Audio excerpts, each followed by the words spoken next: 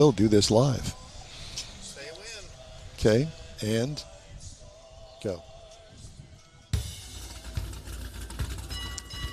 Hello, everybody. It is the In Wheel Time Car Talk Show today, coming to you from the Lone Star Street Rod Association state-run car show at Hewlett Park in Granbury, Texas.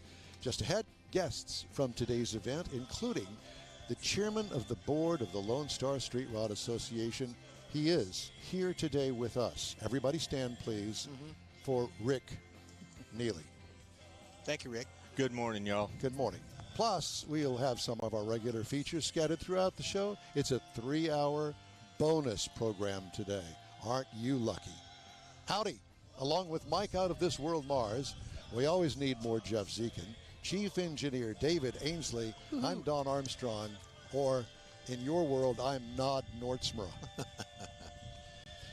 So we're having the national anthem right now. Yep. And we're just talking right over it because, you know, as much as I would like to stand and salute the flag and do all of the great things that we should be doing, we have a program that actually will ultimately go to a podcast. And it just doesn't work all that well. So I understand. Yeah. So Yes. I apologize ahead of time for anything that may happen while you're on the air with us. And everything. It's a disclaimer up front. It is. It's a disclaimer up front. Now, you're at home watching on our live stream, which is currently on YouTube, Facebook, and InWheelTime.com. Well, if we look a little off, well, that's because of the camera issues that we've been trying to deal with here. So we apologize for that. We apologize for living today. Oh, boy. But that's another story for another day. We'll go to church for that one. Ladies and gentlemen, here he is, Rick Neely. Good morning. Okay, take it away. Now, if you were standing in front of an audience of 1,000 people here, which you do often, don't you? I do. Yeah, I got the pleasure of actually doing the awards and speaking to our membership every year. I enjoy it. It's a passion. It's good. And I love sharing my passion. I appreciate y'all coming. Thank you for having us. Over and over again. And getting to spend some time with you. It's an educational experience, isn't it? No, I refer to it as a life lesson. Life lesson. Yet I'm a glutton for punishment, and here we go again. There we go again. Yeah. Well, it's great to see you. Good to see you. It always is. Do you live here? No, I live out in Midland. I live about 300 miles west of here. Is that all it is? Just about that, yeah. Well, so, in other words, this is kind of like the halfway point between Houston and Midland, the stop off here in Granbury. Oh, if you go through Granbury, you're lost. That's Made a really, wrong turn. that's really not too bad because it's like $2.50 for us to get up here. Yeah, it's And about what it takes Dollars like and gas? Two, miles. yeah, Oh, it's miles. a little over 250. Yeah. But it Yeah. took us 5 hours to get Yeah. here. yeah. Well, it's traffic. Yeah. No, actually, it's not. It's we don't have a big highway like you've got from Midland to Granbury. Yeah, we take the scenic. We take the back route through Waco. Yeah, Yeah, Yeah. that way. yeah, The 71. There's a couple of ways, and 71. they all end up going like this. absolutely. Yeah. So I would imagine that all of the participants in today's event come from all over the state and beyond. They do. We have some people in here from Oklahoma, Arkansas, Louisiana, New Mexico, as well as Texas. So Nice. Congratulations. yeah, we have a very diverse. We're organized in the state of Texas. Therefore, the Lone Star Street Rod Association. But we welcome everyone. I mean, it must be a real problem trying to read the minutes every month to everybody from all over the world. Well, no, actually, we do quarterly meetings among the directors and such. And as far as the membership, they just want to know what day the event's going to be. Yeah. You know. Is this the only event that you actually physically sponsor? This is it. This is it. This is it. All of the other events that these guys go to, that's a completely different thing that you guys really aren't involved in. Absolutely. We go to support those other events. So, do you promote the other events? We do. Yeah, okay. If they get us the information in our monthly newsletter, then all of that information is shared throughout our membership. But Hewlett Park offers other clubs as well, not just Lone Star. Correct. I mean, because I see flyers for it. I see things on Facebook that Yes. Come to Hewlett, and it's maybe a Popular Corvette or place, Chevrolet yeah. specific. Yeah. So Correct. I heard there was a nasty rumor that they're going to do away with the grass and turn this into a great big showpiece on asphalt for all of the car clubs Where you and get car that shows from. that come here. Well, we're actually the only group that they allow to park on the grass. Oh wow. If you've noticed around the park, it's don't park in the grass. Yeah. Don't drive in the grass. Well, look around you. Yeah. Well, We're all in the grass. Or the I sidewalk. I cannot even imagine having a car show this size and not parking in the grass. No, I mean, so we're a family Christian-based organization. Yeah. And when in its early times, it was like at Fort Fisher in Waco forever. That's a huge park right there on the Brazos River. And then we went to Fredericksburg, to Lady Bird Johnson Park. We were there for 13 years. This is actually our 10th year in Granbury. And that, Oh, really? And that brings Yes. up the question is, have you, and obviously you've been at other places, but you continue to come back here. Who Is it- wouldn't? Why Yeah. wouldn't you? Well, Yeah. there is that. And also Tammy Dooley Why wouldn't you? does that too. Tammy Dooley is amazing. I had a friendship with her and her husband Mike when they were in Midland years ago. So we were already, Lone Star was already here in Granbury, and Tammy came to run the Visit Granbury office, the visitors. From Midland.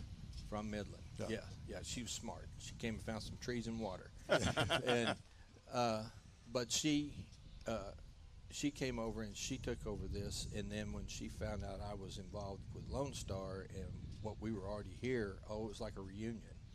And the city just makes us so welcoming. They honored us with a distinguished honor they hand out once a year. Lone Star received that from them one year, and Tammy will tell you that we're their favorite event of all the events that they hold. And your hours too. Yes, of course. Well, But I believe her, Don. Good man. yeah, But, exactly. But no, between the city and the county, the CVB, they literally roll out the red carpet. So you've been to the other events at other venues. Yes. What makes this, other than what you've just spoke of, what makes this different? This feels like coming home. Okay. I don't know how better to put it. Well, you can't, because I mean this is your only event every year, and clearly you have talked to your membership. How many members do you have? Membership right now is just over 500. That's good. That's Yeah. impressive. It's attrition has taken its toll and things like that. Our membership used to be well over 2,000. Yeah. I hear at one time it was approaching 3,000, but through attrition and whatnot. So to bolster the membership, Lone Star was founded as a pre-49 organization. Yeah. Well, that was all real well and good in the 70s, Right. because that was the era. Correct. The gentlemen that, the empty nesters, the folks that had enough money to spend on their cars, they could go back and they could build that car that they wanted in high school that they couldn't do in high school. So they're up there now. They have the time and the means to do so. So they started building this. Well, that's all pre-49 stuff. That rocked along for many, many, many years. Then they bumped it, prior to me being on the board, they bumped it to pre-73. You know, they end up when the government got involved in all of our vehicles and Yeah. started choking them all out. So we rocked along there for a good long while. A couple of years ago, as a board, we put it before the membership to, what do you want to do? We need to do something, because if we do nothing, we're going to end up not being here anymore. Yeah. Well, we need to do something. So we laid out some choices to the membership, sent ballots to everybody that was on our mailing list. And like your local and national elections, about 20% of them voted. And they voted for a rolling 30-year calendar. now, this year, if you have a 96 model vehicle, you can come into the show. So ultimately, if I'm still living, I'll be able to bring my 2001 Corvette here and show it. If that's what you want to do. Yeah. Yeah, I don't see too many Corvettes in here. We have trailer parking. Thank you. If you can't get that Corvette. I get it, and I appreciate the humor. Yeah. But, we drove the Corvette up here. Jeff was my sidekick, my riding shotgun on it, and and it did quite well and got 30 miles to the gallon. Wow. Yeah. So I'm doing, I am bragging. Yes, so, as well you should. Yeah. No, everybody has their car passion. I Yeah. mean, it's just everybody has their car And it's funny because your car passion, at least for me, has evolved since Yes. I got into this in 1977. Yes, it has. And, car show, we didn't have cruise-ins that I was aware of. We had a car show, and yes, Yes. it was in a park, and it was a big deal for the club that I was in. And it was basically for club members. I mean, if somebody wanted to come and show their car, that was okay. Yeah. But the whole idea of cruise-ins and car shows has evolved. It has. We have in Houston a thing called Autorama. I'm sure you're familiar with that group. Yes. And it's a great show. And the problem that I see, and other people have seen it as well, is it's the same cars over and over Same again. clubs. Back Yep. in the day, when I was exposed to it, it was different. You go and there was guys building their cars and showing them. Well, Yes. I'm not going to show it this year, and somebody else would take their place. It's not so much that way at an Autorama anymore. It's the same guys pretty much over and over with. And let's face it, none of us are getting any younger. No, we're not. And so it's kind of stalled where it is right now with the show cars. And that's a shame. It is. But you don't see as many clubs showing as a club within Autorama. Well, it's also technology, too, because our day it was hands-on, bolt, wrench, turn the wrench, pull the motor, shade tree. Now it's all computer, digitized. I'm going to look at YouTube how to do this. The cars are already set up computer-generated or computer-driven. So that is what you have to overcome. Well, and they're not interested in it. And the car club aspect of it, we used to do try to feature car clubs to kind of help them grow a little bit. But COVID pretty well down our area killed out most of the clubs. Most of them, if they'll even answer the phone or an email, will tell you, no, we just never recovered from COVID. I mean, they just aren't as active anymore. Well, they're not. That to me is an excuse. Well, That to me is an excuse, and it's a lame one. I'm okay, with you, Jeff. I'll pass that along. But Because if you're interested in it and you really are a car enthusiast and you want to build a car, you're going to do it. Well, no, I'm talking about as far as the club aspect of it goes. They just don't do that. There might be 2 or 3 of them get together, but as far as 20 or 30, they just don't seem to do it. Well, as I much. will say this, that we have been involved in several events that these car clubs have. And there's one in particular, the one down in that Woody used to own. Woody, yeah. Waterfront. But the cars were like these. And the guys were passionate about the cars. It wasn't a club per se, but it was a cruise-in that gained popularity amongst these, which I'm sure that these guys, some of them have probably been to that event. I'm sure they have. A waterfront car show. Anyway, it's a beautiful setting right there on Galveston Bay. And this restaurant that's kind of associated with it has enough room for, 100 cars or so. And it was a nice, small event. But it's not a club per se that put it on. It would be like a Lone Star Street Rod Association. Right. if A you will. promoter event. Yeah, where everybody belongs to the club. They get word that there's going to be an event going on. And I think that too is an issue in the fact that who do you reach that has that green Ford, and he loves his car, and he spends a lot of money on it and a lot of time on it, but he doesn't know. I remember when I first got into Corvette Club of Houston, that was 1977. I didn't know anything about it. It was a little bitty box ad in the Houston Chronicle, and go to the meeting. And I went to the meeting, and they welcomed me and made me part of the club right away. And I paid my $20 or whatever it was, and I went to their events, but they were far and few between. Now it's imports. Yeah. Well, and what I see that really, I guess, bugs me to the bone is there's so many 16, 17, 18, 19, 20-year-old boys and girls out there that aren't even interested in getting a driver's license. Yes, I know. And That's true. And I mean, I'm thinking, well, they'd a whole lot rather sit in the back seat or the front seat while mom and dad drive them around, or their buddies drive them around while they're talking with their thumbs. And Absolutely to right. me, that's I just see that as this is. How old really is your gonna- son? 42. Yeah, 42. Yeah, the one with the little roadster. Yeah. So he grew up in the 80s, born in the 80s. But Yeah. that's a trick question, because he grew up with his dad having hot rods and being part of the Lone Star Street Rod Association. Now, I So have he two had an girls, in. so it, yeah. So he was automatically born into it, so to speak. And I was as well. Exposed with my very dad. early. Did Yeah. you ever have him wrench on your car? Absolutely. We wrench on his together. Yeah. Mine runs. Well, that one that he was driving here today looks like it runs too. It runs really, really, really It's a well. pretty car. It's a beautiful car. Big, nice custom. And I said to you, and we've all talked about it, that's a Boyd Coddington car. It looked like a boycott. It's There were some cues taken from the Boyd Coddington era in that car. so I'm gonna say I think it's a Boyd Coddington knockoff. Well, yeah. I a mean, clone. honestly, I didn't want to say that, but yes. Well, no, I mean Boyd Coddington was a genius. I mean he was the Harley Earl there you go. of street rodding. Yeah. In my mind. Yes. And I pick on Harley Earl, father of your Corvette. Well, he was also the father of my '57 Buick. You still have the 57 You Buick? bet I do. You're Is a it a good man. nailhead and You're a good V8 in man. it? The nailhead is the original nailhead is still in it. I love Wow. it. And we did get a fuel-injected six-pack on it. Oh, God, I've got- a nailhead.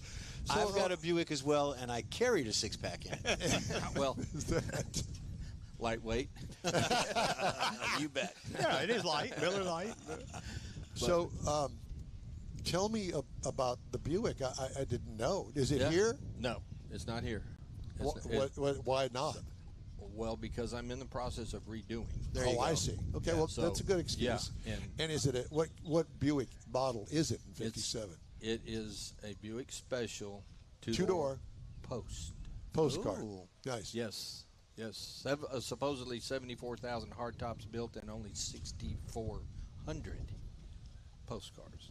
And original paint on it? Look at that. Oh no, No. no. Originally Look at it that one. was. Oh yeah, That's a You see it? 56 Oldsmobile, Yep, I yep. believe. that is an unbelievable build. Yeah.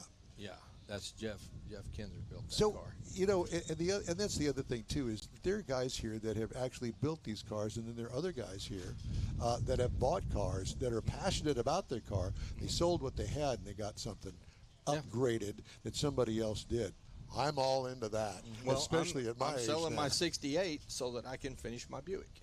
Well, not only that, You know. guys get to a certain age. Okay, I've had this for 10 years, 20 years. I want something different, like you say, but I don't at this age want to get into a 2 or 3 year build and crawling underneath the car I was and just can't gonna say- get out from underneath Yeah. it because nobody will help me get up. And that's what keeps car builders in Keeps business. them in business. Yeah. Yes. And that business itself has expanded tremendously. It has, and beautiful work. Yeah. I mean, stuff that I have never dreamed of. Right. Shows up, and here it is. Yeah. Yeah. Yeah, Now, there's some you know, outstanding the builds. one thing that I have noticed at this show this year is that Mars got here on Thursday, and there weren't very many cars here. And yesterday, we drove by, and there weren't very many cars. We got here this morning, weren't many cars here. There are more cars that are actually cruising in today that I think that were stationary last night when they moved in. Or in a trailer in a hotel parking lot. And they're parked in the hotel parking Yeah. lots and this and that and the other. Yeah. When we shut down registration last night, we had 152 that had picked up. So there was already 152 cars. Some of them, as you witnessed, were here Thursday saving their favorite spots. Yeah. And so on and so forth. There's some And- very and it- interesting and creative things that they use now to save their spot. Yeah, it's not just a cone or a lawn chair. Correct. The guy had his mother-in-law tied to a tree out here. I wouldn't doubt it. Arms were flapping like Yeah, one I of know. those Don't wiggly park things. there. Yeah. Leave one of the kids out here. So tell me about today's event. How long does it go on today? Is it over with So- tonight? No, this is a 3-day event. Okay, so Friday, Saturday, Sunday? Yeah, we opened up registration at 10 o'clock yesterday morning. Okay. And So you couldn't pre-register? certain. Oh, okay. Certainly did. No, but I'm saying before the event even started. Yeah. Yes. Okay. Pre-registered way back when. There's people that'll pre-register for next year's event. During this event. Where's it going to be next year? Well, right here, right here at home in Granbury. I had to say it. It was there. No. We'll be right here at Granbury. We're having it at your place. Okay, come on down. We're going to park on your lawn. Yeah. The old folks will love it. But no, and then today is when we get the vast majority of foot traffic, local traffic. There's folks come out of the Metroplex, come down. Yeah, because folks work Friday. And they want to come down. They want to see the event, even if they don't have a way to participate in the event. And there's no charge to get in for the. No, absolutely not. It's open to the public. Yeah. So we'll rock along here till it gets plenty hot, around 3, 4 o'clock, and people will start drifting out. And we know where several bars are. We visited one last night. Yeah, restaurant. If you're looking for something good to eat or drink, you're in Granbury, and you go without, it's on you. I mean, there's so many good restaurants. We're thinking about opening the In Wheel Time Good Time restaurant and bar. What do you think? I think it'll work. I'll patronize it. Will you? I'll be there. You'll actually. Once a year when he comes here, he'll stop in. No. At least 4 times a year I'll come see you because we're in town at least 4 every times quarter. Rick, I know this is a long distance call from Sarah, and she hooked us up. But do you think you could drive in from Midland? It's only 3 hours? 4.5. 4.5 hours from Midland. 300 miles. Yeah. Yeah. Piece of cake. I've done it before. What did you do for a living in your real life? I'm still doing it. Are you? What are you doing? I'm in highway construction. Are you? Yeah. Build highways. I don't know whether to love you, hug you, or hate you. Yeah, but he's not in Houston highways. Well, no, it's a transition. We can be friends, and then you can be mad at me, but when we're done, you're going to be so happy. Well, okay, then, and now that we've opened that can of worms, let me ask you something. Why is it that all of the construction manages to happen during afternoon drive, morning drive, or they close a lane down and it lasts for a week, as opposed to doing it in an overnight period? It only seems that way to you, Don, because that's the only time you get out of the house. There you go. That's a good enough answer, and I'll buy that. And in large cities like Houston, San Antonio, Dallas, Fort Worth, a lot of that work's done at night as to not interfere with the flow of traffic during the day so people can get to and from work. So they can still have their 3-hour commute each way. Yeah. Over that 12 miles. Instead of it being a 4-hour, you can still keep it your regular 3 hours. I caught that. Yeah. All right, so let me dig into this just a little bit more. I know this is not car show related, but well, it is because we all drive on roads. Yeah. well, that's true. Well, how do they let those contracts? So, in other words, okay, we're going to rebuild this part of the highway, and we're going to give you 5 years to complete it. How does that work? Obviously, the public's not concerned or has a word on that. No, the public does not, because the public's not building it.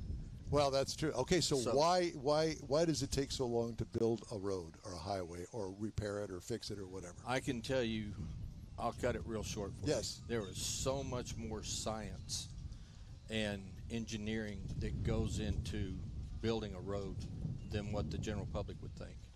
They just see that group out there spreading dirt, and then they're going to put some black stuff up on top of it. Well, that dirt has to meet certain specifications. Yes. So it has to come from a quality source. So you got to go find the source. Then you've got to manufacture the material within specifications.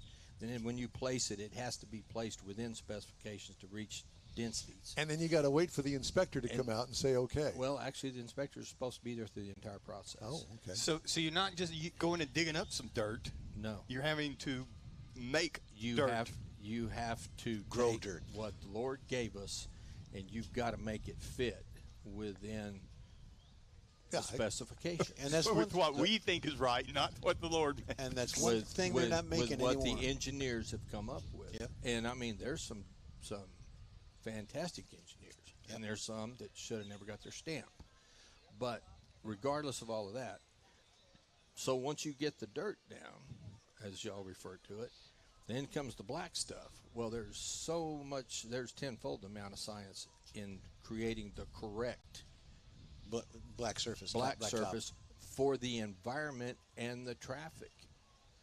So they do traffic studies for years prior to what they're going to do in a certain piece of I-10 or 45 or But 75. you do realize that none of that changes my mind. I understand, but But there's But he asked, and you told him. just show a little bit more compassion when you're going through this. So Don't be mad at the guys out there. So there is a PR issue in your business when it comes to public relations education to people like me that drive by the construction site doing one of these numbers. Call Austin. Well, it's not. Call Austin. That's what I was going to say, because it's not really him; it's who he works for. So how many employees TechStock. do you have? We have just over 400. Wow. Yeah. That's a lot. Yeah. Yeah. And are you still based in Midland? Yes, Okay. based out of Midland, Odessa. So do you do most of your work out there around Yes. that area? Yes. Okay. Yeah, we try to stay within 150 mile radius. Yeah. And I'm fascinated by this, and I don't mean to take away from the car show, but I've never asked these questions for somebody that's a road builder. That knows. That knows. Yeah. So now, Mars, we're always looking for guests. Ding! There he is. There you go. Because, seriously, I mean, talking about PR, you got Tammy Dooley. It seems to me that your industry would do well by hiring somebody to say, hey, this is the reason that it's taking so long, because nobody ever explains it. well, each region of TxDOT, Oh. the Texas Highway Department, Yes. each region actually has a PR person. Yes. And It's not good. evidently they're not up to your standard. No, they're not, because So- I'm in that business. So I can give you a contact for start your next career. Well, it would have to be at the state legislature level, because they need to hire an outside PR firm that isn't paid for by the state, because they're going to give the same state answers, all the time. But an outside PR firm is going to go, okay, like your road construction thing, you got to do all the research, you got to put out all of the feelers, and do all the right things ahead of time. Now you want me to tell you the real thorn in the barrel? Tell me. The whole highway construction industry lives and dies by low bid. Yeah. Well, I mean, it's that you still got to come up to the specifications. how would you change it? If you could change that. I would retire. They'll fix that. Okay. So if that's the case, there's an opening, Don. Okay. There's an opening. I've got over 40 years in the industry, and I've made a good living. My family's done well, and I'm grateful for it. When I figured out that I wanted a sustainable income, I thought, well, goods and services. What does everybody have to have? A road to get there, buddy. Everybody's going to eat. I didn't want to work in a grocery store. No. So I ended up on a highway crew, and I started on a shovel, started on a piece of equipment, and now I'm in upper management. Let me ask you something. The American dream. Yeah. Do you think From a Man, privately owned, family-owned company that's been around, we're fixing to celebrate our 75th anniversary. that's a brand new road grader and it's got all of the new stuff on it? Let me have a little bit of time with it, just 30 minutes or so. You ever feel that? No. Been there, done that. Been there, done that. So most of my concentration goes towards the environmental now. Really? Yeah. Interesting. Yeah, I'm an environmental specialist. I transitioned into that. So are you the person that says, the toad frog's over there, we got to lay off of this for a while until we figure that out? I'm the guy that argues with the toad frog person from the state that says I have to. Gotcha. And that's give me applause. Tell me why. So it's funny you say that. Oh, man, it's not funny. So there's a particular sand dune lizard.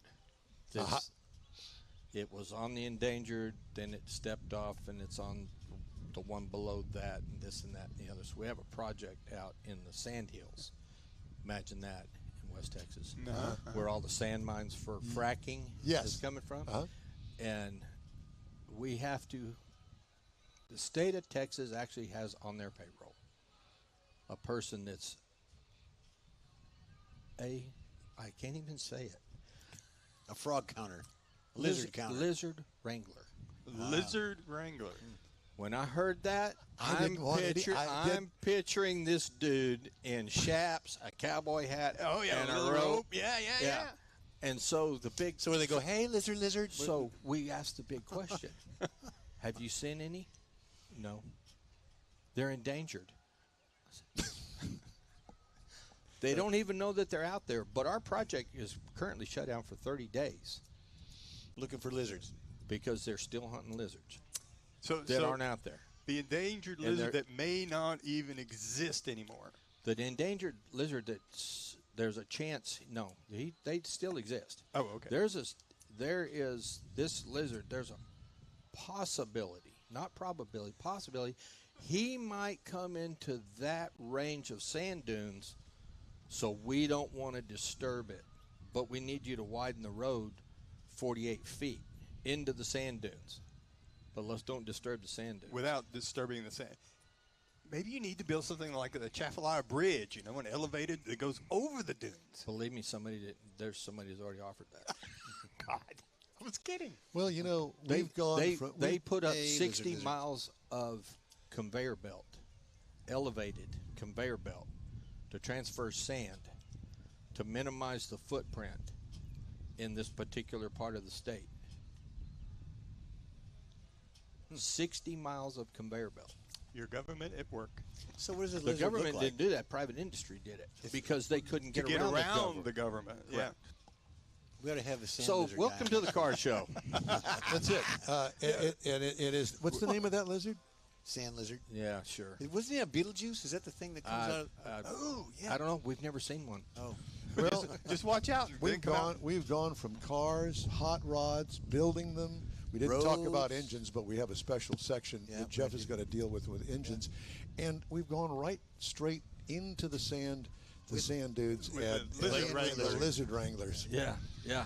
Rick, So- it's a and I'm going to end Learn this something interview with every this. day. Okay. in-wheel time lizard wranglers. Thank you guys so much. Thank it's you. always a pleasure. We blew appreciate right it. through a break, and we overblew it by 15 minutes. I just want you to know because you, sir, have charmed all of us for 30 straight minutes. Well, it's a bet. good thing I Well- can't see the clock because I didn't notice. Yeah.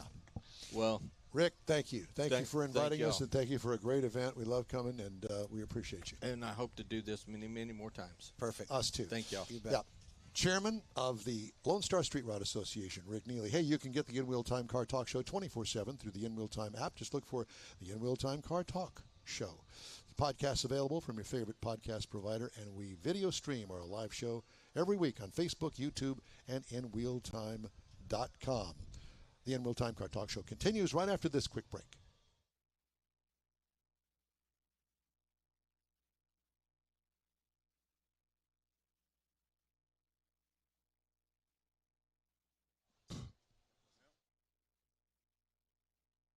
Turn my mic up. Thank you. So as soon as we can get this computer up and running that has the commercials on it, I guess we'll get to it. But in the meantime and in between time, Jeff, why don't we do your motor minute while Okay. Mr. Mars works on the Alrighty, let that me find computer. that motor minute thing there, break in there. Wasn't prepared because of the commercial, but okay. Well, see, we're 15 minutes behind, so Yeah. that's my fault, and That's all right. I apologize for that. I've got to I thumb didn't- through I my didn't- stuff. I didn't mean to. Wow. Do. Boy, you're digging way down there. I know. aren't you? It's in here somewhere. Okay. Well, should I do something else? Well, you can if you'd like. I'll find it. Okay. Well, Oh, I got it.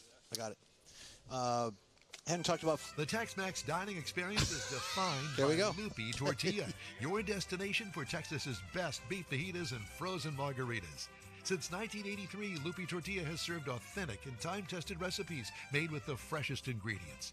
Atmosphere is part of the award-winning experience at Lupi Tortilla, all developed in a little house near Highway 6 and I-10 in Houston. Visit any of the Lupi Tortillas and you'll see the same attention to detail in each and every location. Start your Lupi experience with queso flammeado and guacamole, along with a classic frozen margarita. Dine on famous Lupi beef and chicken fajitas or pepper shrimp brochette, or a fish or vegetarian entree, and finish with a scrumptious flan for dessert. Find Lupi Tortilla in Houston, College Station, Beaumont, Austin, San Antonio, and Dallas-Fort Worth. There's a Texas location near you. The recipes are authentic and time-tested. The ingredients always fresh. Lupi Tortilla, He's pretty good.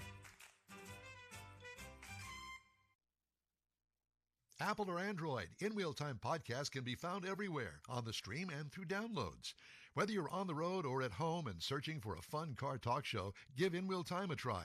Honest new car reviews, fun, informative interviews with real car people, weekly automotive news, features like Jeff's Car Culture, Mike's Driving Destinations, all on In Wheel Time. Check us out on SiriusXM Podcasts, iHeartRadio, or while you're shopping on Amazon through Amazon Music. InWheelTime.com has a list, so check us out.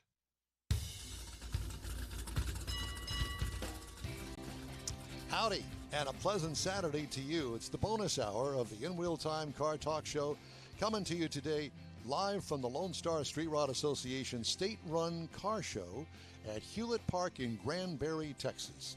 Just ahead, guests from today's event, plus some of our regular features. And we want to really thank you for joining us today. There's a bit of confusion here, but you know, we just always plow through all of that because that is the name of this show. Plow through. Once you get past the In Wheel Time Car Talk Show. So we're going to continue on. We're a little bit behind in our commercials, That's and we're going to okay. try to catch up with that. Joining us now is it Linda Rogers? Yes, Linda Rogers, hi, how are you? I'm great. How are you? So tell me about yourself. What are you doing here? Why are you lost?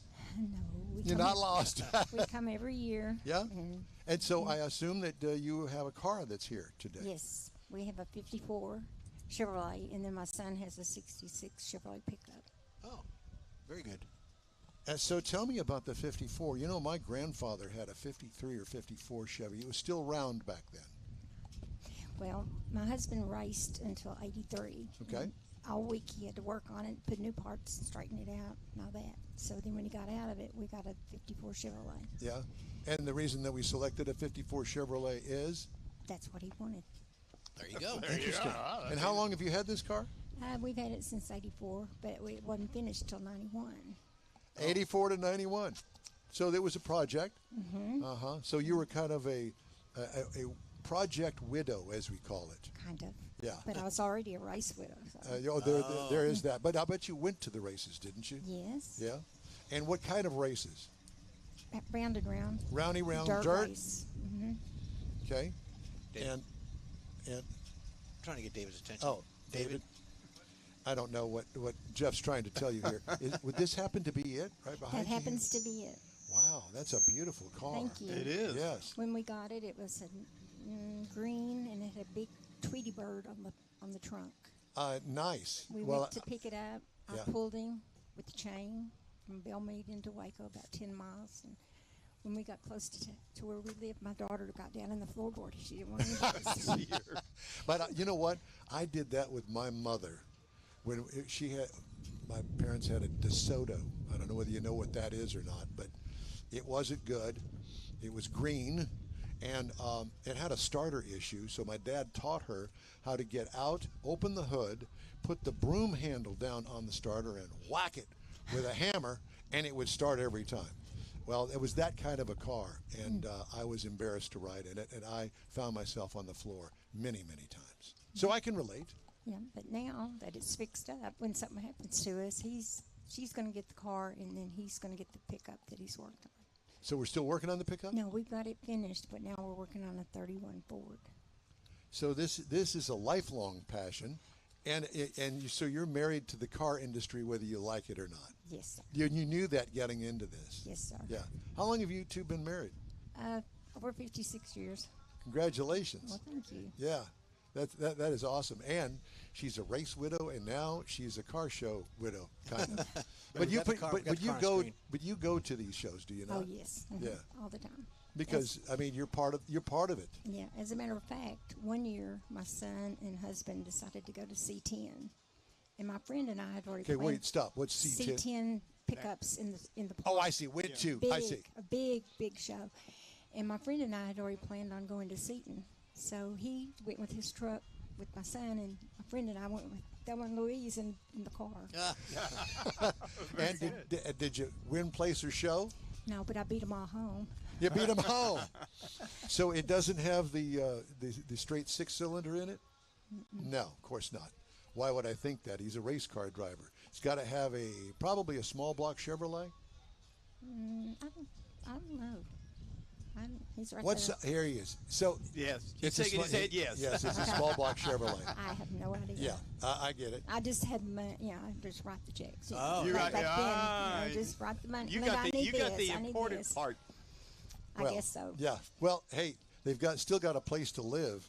Because when you're passionate about a car, well, let's see. Do I have to make that car payment now? Do I have to make the house payment now? So you take care of that end of it. Yeah, I got it. So your son has a truck. Mm-hmm. Your husband has this, and you're building one. Is that yours? He says it is. Well, he had a '56 Nomad, but he sold it because Oh, he boy. didn't do any work on it. So he sold it. So he didn't have So a there's been, connection. in other words, what you're saying is there's been this ongoing turnover of cars throughout the years, except for this one, I think. Yeah, we just had the one Nomad that he bought, and Yeah. then he sold it. Yeah. And then we weren't going to make any more until we got the 31. And that changed everything. Kind Yeah, of.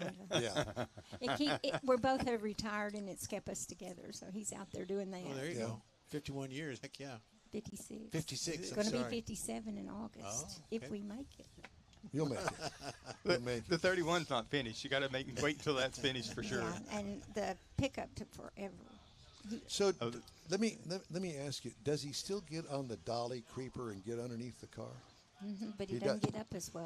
Well, we had that discussion earlier. We were thinking, we would do that, but getting up is the problem. Getting up and out of anything. Yes. Yes. Matter of fact, I have a Corvette, and I've actually had a conversation with myself. The clutch has become a problem with my knee, and getting up and out of it has become a problem with my age. I think I'm working toward the rigor mortis generation now, where rigor mortis is setting in.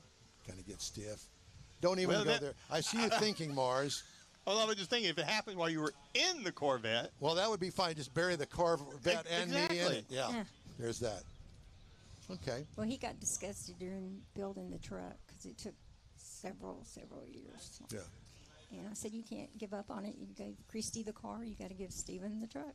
So you got to finish Oh, wait a minute. it. So there's another one besides your son. You have another A daughter. a daughter, Mhm. and She gets this one. She hid from This it is when the we one that pulled she, up. Oh, you that could she was find her on hiding the from. She was floorboard. hiding from, and then her younger brother Stephen has the pickup over there that I've only ridden in it once. Why? That's all I've been invited to. You got to be invited. Whoa, whoa, whoa. He got it got as his first truck in school, and I didn't ride in it till I guess it was probably 25 years later. So tell me, I understand that you got a trophy already as the Rotor of the Year, Lady Lady- Street Rodder. lady street Lady rodder. Street Rodder of the Year. Lady Street Rodder of the Year. Okay. Well, I was close. I'm very honored. I don't understand why. There's so many out there that deserve it. Well, I you understand certainly why. do, if nothing else, for the longevity that you and the pain that you've gone through. So, So how did you? I got to ask this question. How did you meet your husband? Don't tell me at the racetrack. No, at school. At school, high school. Yeah. We had a deal at school where the school got to use the Karam Shrine parking all year, and once a year they got to use our parking. And I was coming in late, and he was telling me I couldn't park there, and I didn't even know him. I said, I got to park here. I'm late. He said, "No, you can't park here." I just threw him the keys and said, "Park it. I got to go. I got to get to school." And that was the And then beginning. I had to find him at the end of the And when day. you came back, your car had an LS in it and a custom paint job. No, it was still the same, but I didn't have any idea where it was, and I didn't have my keys, so Yeah. I had to find him. Well, that's good. So you actually found him. He just happened to be in the way. He happened to be in the way. Yes. Yeah. Well, that's quite a story. Where do you guys live? We live in Bruceville, right outside Lorena, Texas. You know where Temple is? No. Temple? You know where Temple. I know where Temple, we Texas live is. between Temple and Waco. Oh, okay. Temple and That's Waco. not far. That's not too bad. I have a friend of mine that lives in Grand Saline, and I tell somebody, well, Tommy lives in Grand Saline. Where's that? Well, it used to be a salt mine there, and it's called Morton Salt. You ever heard of that? Oh, yeah. Well, he lives outside of that one blinking yellow light that you would go through. Is yours a little bit bigger than that? No. No. We don't have a blinking light. You know, okay, okay. So obviously there has been some work there that was that enabled you and your husband to make it to this point in your life. What did he do for a living? He was a machinist. A machinist. Mm-hmm. Well, that kind of fits in with fits the in, small yeah. block Chevrolet. Mm-hmm. Yeah. And is he still And a all the hot machinist, or rods. is he No, just we're retired. Retired. Did he bring any of the tools home from the machine shop? Some of them. Of course he Not did. in his head, yeah. That's why I asked that. Yeah, Some of them. And they went out of business, and he got a little bit of the equipment. that's good. So. Yeah. Nice. So y'all like it there. What's the name of the high school? Lorena High School, I guess. Is that where you went? No, we went to Waco High. Oh, Waco. Okay. Oh, you're a big city girl. I got it. And he was happened to be there. Yes, he Okay. did. So the machine shop took you from Waco out to Lorena, is it? Yeah, we just moved out to Lorena to get out of Waco. So I see. more room, bigger shop for him. I was waiting for you to say, yeah, it bigger holds thing. our herd of horses and cattle and No, none we of that. haven't- We So don't you've got- have any of that. We have a big building that has. I was going to say, you got your Stuff in it. home and your building and the shop in the back. And, yeah. The building might be bigger than the house. Oh. So are all these people with you? He's Yes. nodding his head, yes. So I'm. The one with the sunglasses and the black is my son. Oh, okay. With the Y'all C10. Y'all interviewed him before and yeah. my husband before. Yep. Sure Okay, can. okay. So Well, we're going through the family. Exactly. I mean, we're going to Who's get next? The daughter, I guess, is next. The floorboard daughter. yeah, Good but Lord. she Is not she here? No, she's down at She's Spice still Wood. on the floorboard. But she likes it now. Yeah.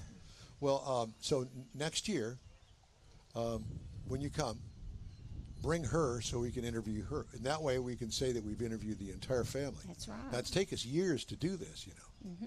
But then I got them grandkids. Oh, the grandkids. And how old are they? There's some here now. Yeah, they're, Oh, that's, Oh, that's part of this group is the grandkids out there. my son's kids are 15, 16, and 17. perfect age, And my yes. daughters are 19, 21, and going to be 25. Wow. All right. Well, it's a family business through and through. Do you have a passion for cars? Sort of, speak. Just give me something to drive. That's all you care about, right? Yeah, that's it. I got Yeah. it. Well, this has been a real pleasure. She is the hot rodder of the year. Lady. Lady hot rod in here. Okay. I thought she's the lady of Street Rodder of the Year. They left off that. Well, we'll get on to Rick about that. Street rodder of the year. Yeah, we're going to blame it on Rick. Well, thank you for stopping by and telling Thank us you. the story. We appreciate it. It's always fun, and we love these kind of interviews. We didn't even talk about the '54 Chevrolet. No, we didn't. Well, we decided it's got a small block. Well, got disc it brakes. speaks for itself. Yeah. I mean, Yeah. it's got some Krager SS's on it and a nice paint job, and it looks like a pretty nice interior. And we know that it's got a small block Chevrolet. What else is there to talk about? It's air conditioned. Oh, it's There air you go. conditioned. There you go. Yeah, there you go. So you did a little extra on that. Let's talk For her. about taking her for a test drive. That's Yeah, there's that. There's that. Well, it's a pleasure. It's a beautiful car. Well, thank you. And if they hand out awards here, you'd get our award. Well, thank you. Okay. Thank you. Thank you. We appreciate you. All right. It's time for us to move on. Okay. All right. Thank you for joining us today here on the In Wheel Time Car Talk Show. By the way, we're talking to you from today's Lone Star Street Rod Association state-run car show at Hewlett Park in Granbury, Texas. And we'll be right back with more coming up.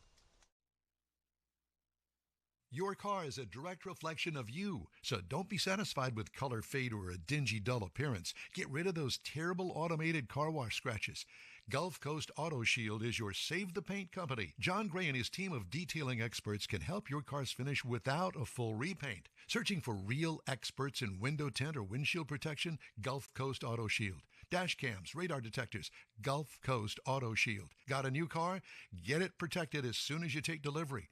If you don't know which of the multitude of protection products to go with, John Gray will give you an honest opinion and won't sell you something you don't need. John will help you understand the many options and pricing right on the spot. He's your guy to have your ride looking its best and protected too. See the state-of-the-art shop yourself. Free tours anytime. Gulf Coast Auto Shield is easy to get to, located just south of the Southwest Freeway on the Sam Houston Parkway. Gulf Coast Auto Shield, full-service luxury car care today and online at gcautoshield.com. Gift giving should be meaningful, and we have an idea. a hand-painted custom illustration of your car from one of the nation's leading artists. Now you can get one or a car show poster customized for you, a friend, or a loved one. Bill's Sites will be happy to guide you through the process. No matter what the day, birthday, anniversary, or any day, an Autographics custom illustration adds an extra touch of class to any home.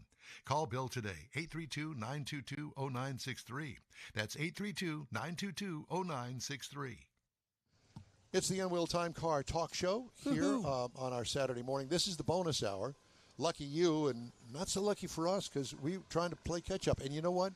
We are going to play catch-up in this little segment that we're doing right now. Mustard. And here, what? I like mustard. Okay. One moment. That's a sweet sounding hot rod right there. That is a beautiful car.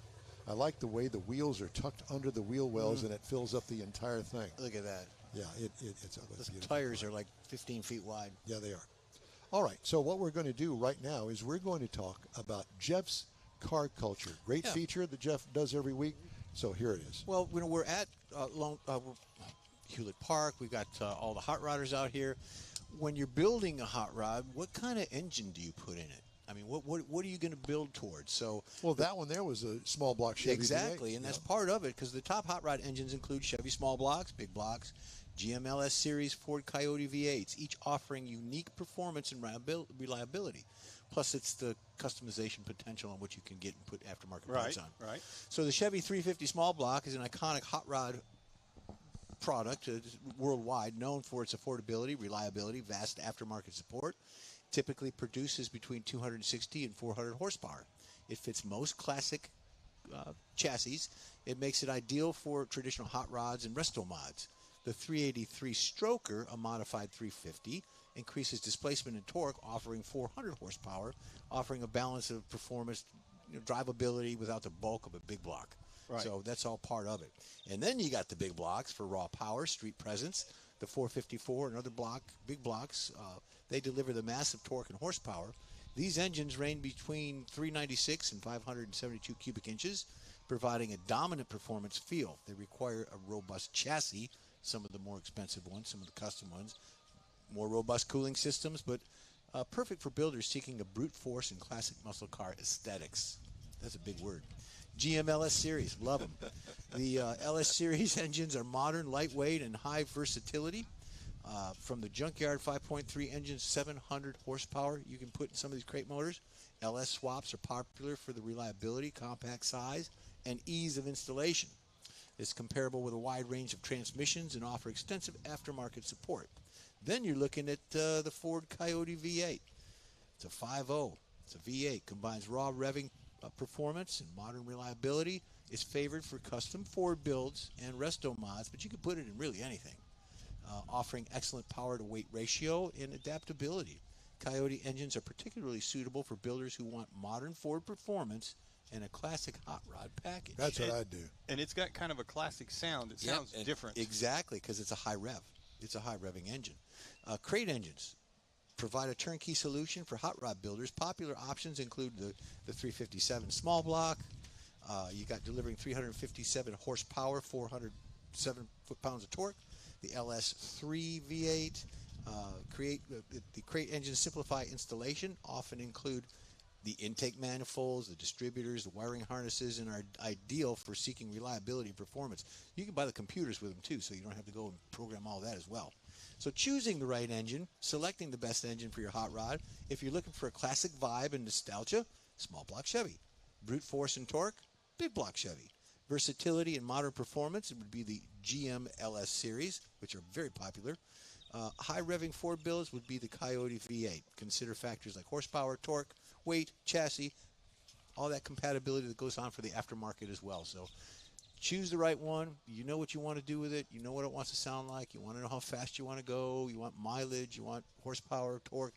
It's all part of it, and each one offers a different segment for that. You know that small block Chevy? I always brag about that DZ motor, that 302 that was in the Z28s in 1969. Yep. I didn't realize that was a 327 engine that was de-stroked.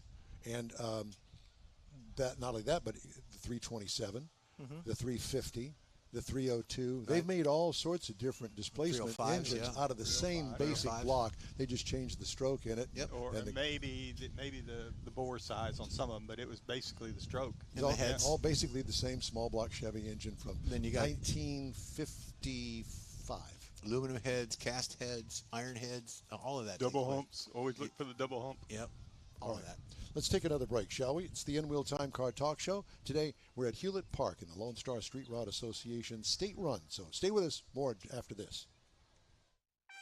The Tex-Mex dining experience is defined by Lupi Tortilla, your destination for Texas's best beef fajitas and frozen margaritas. Since 1983, Lupi Tortilla has served authentic and time-tested recipes made with the freshest ingredients. Atmosphere is part of the award-winning experience at Lupi Tortilla, all developed in a little house near Highway 6 and I-10 in Houston. Visit any of the Lupi Tortillas and you'll see the same attention to detail in each and every location. Start your Lupi experience with queso flamiado and guacamole, along with a classic frozen margarita. Dine on famous Lupi beef and chicken fajitas or pepper shrimp brochette, or a fish or vegetarian entree, and finish with a scrumptious flan for dessert. Find Lupi Tortilla in Houston, College Station, Beaumont, Austin, San Antonio, and Dallas-Fort Worth. There's a Texas location near you. The recipes are authentic and time-tested. The ingredients always fresh. Lupi Tortilla. Eats pretty good. Join the In-Wheel Time Car Talk Show as we hit the road for a live broadcast from the 51st Annual Lone Star Street Rod Association State Run at Hewlett Park in Granbury. This once-a-year rolling car collection takes place June 12th through the 14th. Check out hundreds of classic street rods, vendors, giveaways, awards, and family fun. Best of all, spectator admission is absolutely free. In-Wheel Time will be live from Granbury Saturday, June 13th, 9 to noon. Get all the deets at lssra.com. In-Wheel Time Car Talk, and this is our bonus hour, and we're going to get to our regular show time slot coming up here in just a couple of minutes. I did want to mention that. And also an interesting story that I thought I'd throw in here. Jeep is giving Americans named George Washington a reason to closely watch the World Cup this year. An ad campaign that launched June 11th promises free 2026 Wranglers to 100 people legally sharing a name with the nation's first president if the U.S. team wins the tournament. The massive soccer spectacle, played every 4 years, features 48 teams, as you well know, and of course they're doing that as well in Houston. It's a massive stage expected to draw billions of viewers around the world on TV, and the latest unconventional marketing move from Jeep, a campaign starring comedian Eliza Schlesinger. Never heard of her, but that's not my generation, I don't think. Last year touted the Grand Wagoneer as the best vehicle to have sex in. What? That's what it says here. Schlesinger also is part of the latest effort called All In on America, a Jeep's chief soccer officer. She reveals the World Cup giveaway while sitting below what she labels a historically accurate image of General Washington in a Wrangler. The portrait mimics the famous painting of Washington crossing the Delaware with Continental Army soldiers during the Revolutionary War. The irreverent spirit of the George Washington premise goes along with the more humorous tone the brand has taken recently, as well they should, said Oliver Francois, marketing chief for Jeep parent Stellantis. Okay. All right, we're going to take another quick break here, and we'll be right back here on the In-Wheel Time Car Talk Show from Lone Star Street Rod Association State Run in Granbury. Stay with us. Your car is a direct reflection of you, so don't be satisfied with color fade or a dingy, dull appearance. Get rid of those terrible automated car wash scratches. Gulf Coast Auto Shield is your save-the-paint company. John Gray and his team of detailing experts can help your car's finish without a full repaint. Searching for real experts in window tint or windshield protection? Gulf Coast Auto Shield. Dash cams, radar detectors, Gulf Coast Auto Shield. Got a new car? Get it protected as soon as you take delivery. If you don't know which of the multitude of protection products to go with, John Gray will give you an honest opinion and won't sell you something you don't need. John will help you understand the many options and pricing right on the spot. He's your guy to have your ride looking its best and protected too. See the state-of-the-art shop yourself. Free tours anytime. Gulf Coast Auto Shield is easy to get to, located just south of the Southwest Freeway on the Sam Houston Parkway. Gulf Coast Auto Shield, full-service luxury car care today and online at gcautoshield.com. Gift giving should be meaningful, and we have an idea. a hand-painted custom illustration of your car from one of the nation's leading artists. Now you can get one or a car show poster customized for you, a friend, or a loved one. Bill's Sites will be happy to guide you through the process. No matter what the day, birthday, anniversary, or any day, an Autographics custom illustration adds an extra touch of class to any home. Call Bill today, 832-922-0963. That's 832-922-0963. We need to play the open, but that's okay. We won't do it. We'll just, yes, please. It is the In Wheel Time Confusing Talk Show today, coming to you from the Lone Star Street Rod Association State Car Run here at Hewlett Park in Granbury, Texas. Just ahead, another guest, and her name is Chrissy Edelbrock. That sounds familiar. The last Doesn't name, it? Yeah. it does ring a bell, doesn't I think it? so. Just ahead, we've got that coming up, as well as some other features, and we invite you to stay with us for the next couple of hours here on the In Wheel Time Car Talk Show. Howdy, along with Mike out of this world, Mars. We always need more Jeff Zekin. Chief Engineer David Ainsley sitting over here. I'm Don Armstrong. Glad you could join us today. Thank you so much. Do you go by Christine? Christy. Christy. Well, we got it all wrong all the way around. Both times. Even after we wrote it down, we still got it wrong.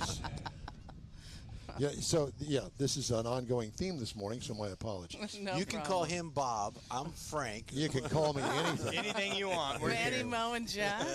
There's that, too. Yeah, absolutely. Yeah, Curly down in the end. Yeah. Christy Edelbrock is our guest, and I know that you know the last name for sure. And we were just having a little conversation when we were in the commercial break about where she lives today. Now, you know, Edelbrock and most of the early hot rod stuff came out of Southern California, and she confirmed that she was born in Southern California. And I said to her, where do you live? Here. Granbury. She lives in Granbury. So, Like Granbury. Yeah. So when did you move here? 2 years ago. 2 years ago. I went straight from the Indy 500 to here and took possession of my property on the lake. Wow. Are you proud? Are you happy? Do you love it here? Oh, I love it. Love it. Yeah. You know, the small town vibe. It's great not that people. small, though. It's not as small as people would think. Oh, I've never heard of Granbury. Well, it's up there. Yeah. It's a secret. Yeah. Yeah, right. Yeah. And if you want to go to Well-kept Neiman secret. Marcus, you know, Dallas-Fort Worth is just up the road a I bit. know. It's not too far. Yeah. Yeah. So a couple of years that you've lived here, and I assume that you're somehow still affiliated with the Edelbrock Corporation? Yes. Yes. Okay. Well, explain that to me. Well, my dad, we just had the 9th anniversary of his passing a couple days ago. So, you know, the recession of '08 pretty much tanked business. And so at the time, we had never asked the banks for any kind of money ever in our history. And they wouldn't support us. So we had to start looking for partners, lots of consultants, all that. You know, it was a change for a lot. Because you inherited the businesses. company from your dad. Well, my dad passed 7 or 8 years ago, Right. 9 years ago. Okay. Yeah. And so at the time of his passing, that's when it changed hands. Okay. To the Oh, I partners. see. Okay. Yeah. So are you obviously affiliated by name? Are you affiliated at all with the company anymore? Well, I work with the company, you know, to so you're you the know, the ambassador. you know, press and Sure. There's not many people blessed to have the last name Edelbrock, Right. so you know, I do what I can to support, and you know, I've been in this ever since I was birth. little. Yeah. You know, my parents took us everywhere when we were young. The U.S. Nationals, you know, the Pomona drag races, you know, SEMA shows. Oh, yeah. I remember being, you know, this high and looking up at adults and cocktail parties and going, what do I say to these people? Sure. You know, so it was always a family business. So when you were that young, your dad was still alive. Did he ever explain to you and school you on exactly what a manifold is? I assume that he did. Well, a manifold was pretty easy to figure out Right. compared to other Right, products exactly. or component parts. We built 2 aluminum foundries in San Jacinto. Oh, wow. I worked at the first one that we built, the green sand cast foundry, for 10 years. Figured all that out. I knew nothing about the foundry business. I was competing in show jumping, Olympic show jumping Oh, wow. before that, and had my own business. Wow. And so then I moved to corporate in Torrance. That's where our manufacturing facilities were, and corporate offices and that. And It's a very industrial area, isn't it, Torrance? kind of, but Yeah. now it's the homes around where our facility used to be are over $1 million. That doesn't surprise Yeah. me, yeah. Yeah. Well, the industry brought it in, obviously. Yeah. So my dad had a tendency of putting me in places that there were issues and he needed help. And so I kind of became like the fixer, Troubleshooter, yeah. running to the flames. And because I grew up we had a lot of long-term employees, that it was their one and only job. And they watched me grow up. So Wow. when we were working together, they'd be like, no, I'm not going to tell you what that is, that keeper, The keeper, yes. They'd have all these little nicknames and things. So I'd go out to the shop, get a keeper, figure out what it did. I taught myself how to read blueprints. Wow. 'Cause That is awesome. What a great story. Oh, from soup to nuts, I basically taught myself. I asked my dad when I was a teenager. I said, I want to go work in the diner room. Perfect. And he said, no. I said, what do you mean, no? You don't need to know anything about that. I said, why not? Yeah, learn it all. So girls, women, get out there, bug your man, go to auto shop. Yep. There's great auto shop at Granbury High. Get involved, get your hands dirty. This is an industry that is a lot of fun. It can take you a lot of places. Oh, yeah. You meet great people, great stories, and to me, when you understand the history, it helps you understand your path forward, and you develop a passion like this that can stick with you for life. And it can lead you to places that you may never, ever have had the opportunity to be involved in. That's right. Well said. You know? Yeah, absolutely. And we talk with a lot of folks through the educational systems where, the shops and the dealerships and what you can do, all the avenues you have out of school or maybe taking some co-op classes and interning. Yes. So we do know those kind of processes and things, but to hear it actually from someone to say that, Yes. very well said. Thank you. And don't be afraid to ask questions. No question is, too small, too big. Get out there and teach yourself. My grandfather was self-taught. The family business in Eldora, Kansas was a grocery store, and the grocery store burnt down. My grandfather was 14, so he and his older brother went to California, the land of opportunity, to make money to send back to the family to rebuild the grocery store. And so my grandfather just started reading books, playing around, tinkering, all of that, just like Henry Ford. You put a tool in someone's hand and look what happens, Yeah, exactly. And 2 weeks before Pearl Harbor, my grandfather went 122 miles an hour on the dry lake bed. I knew you was going to say, I knew where that happened, Yeah. And people were just like, what?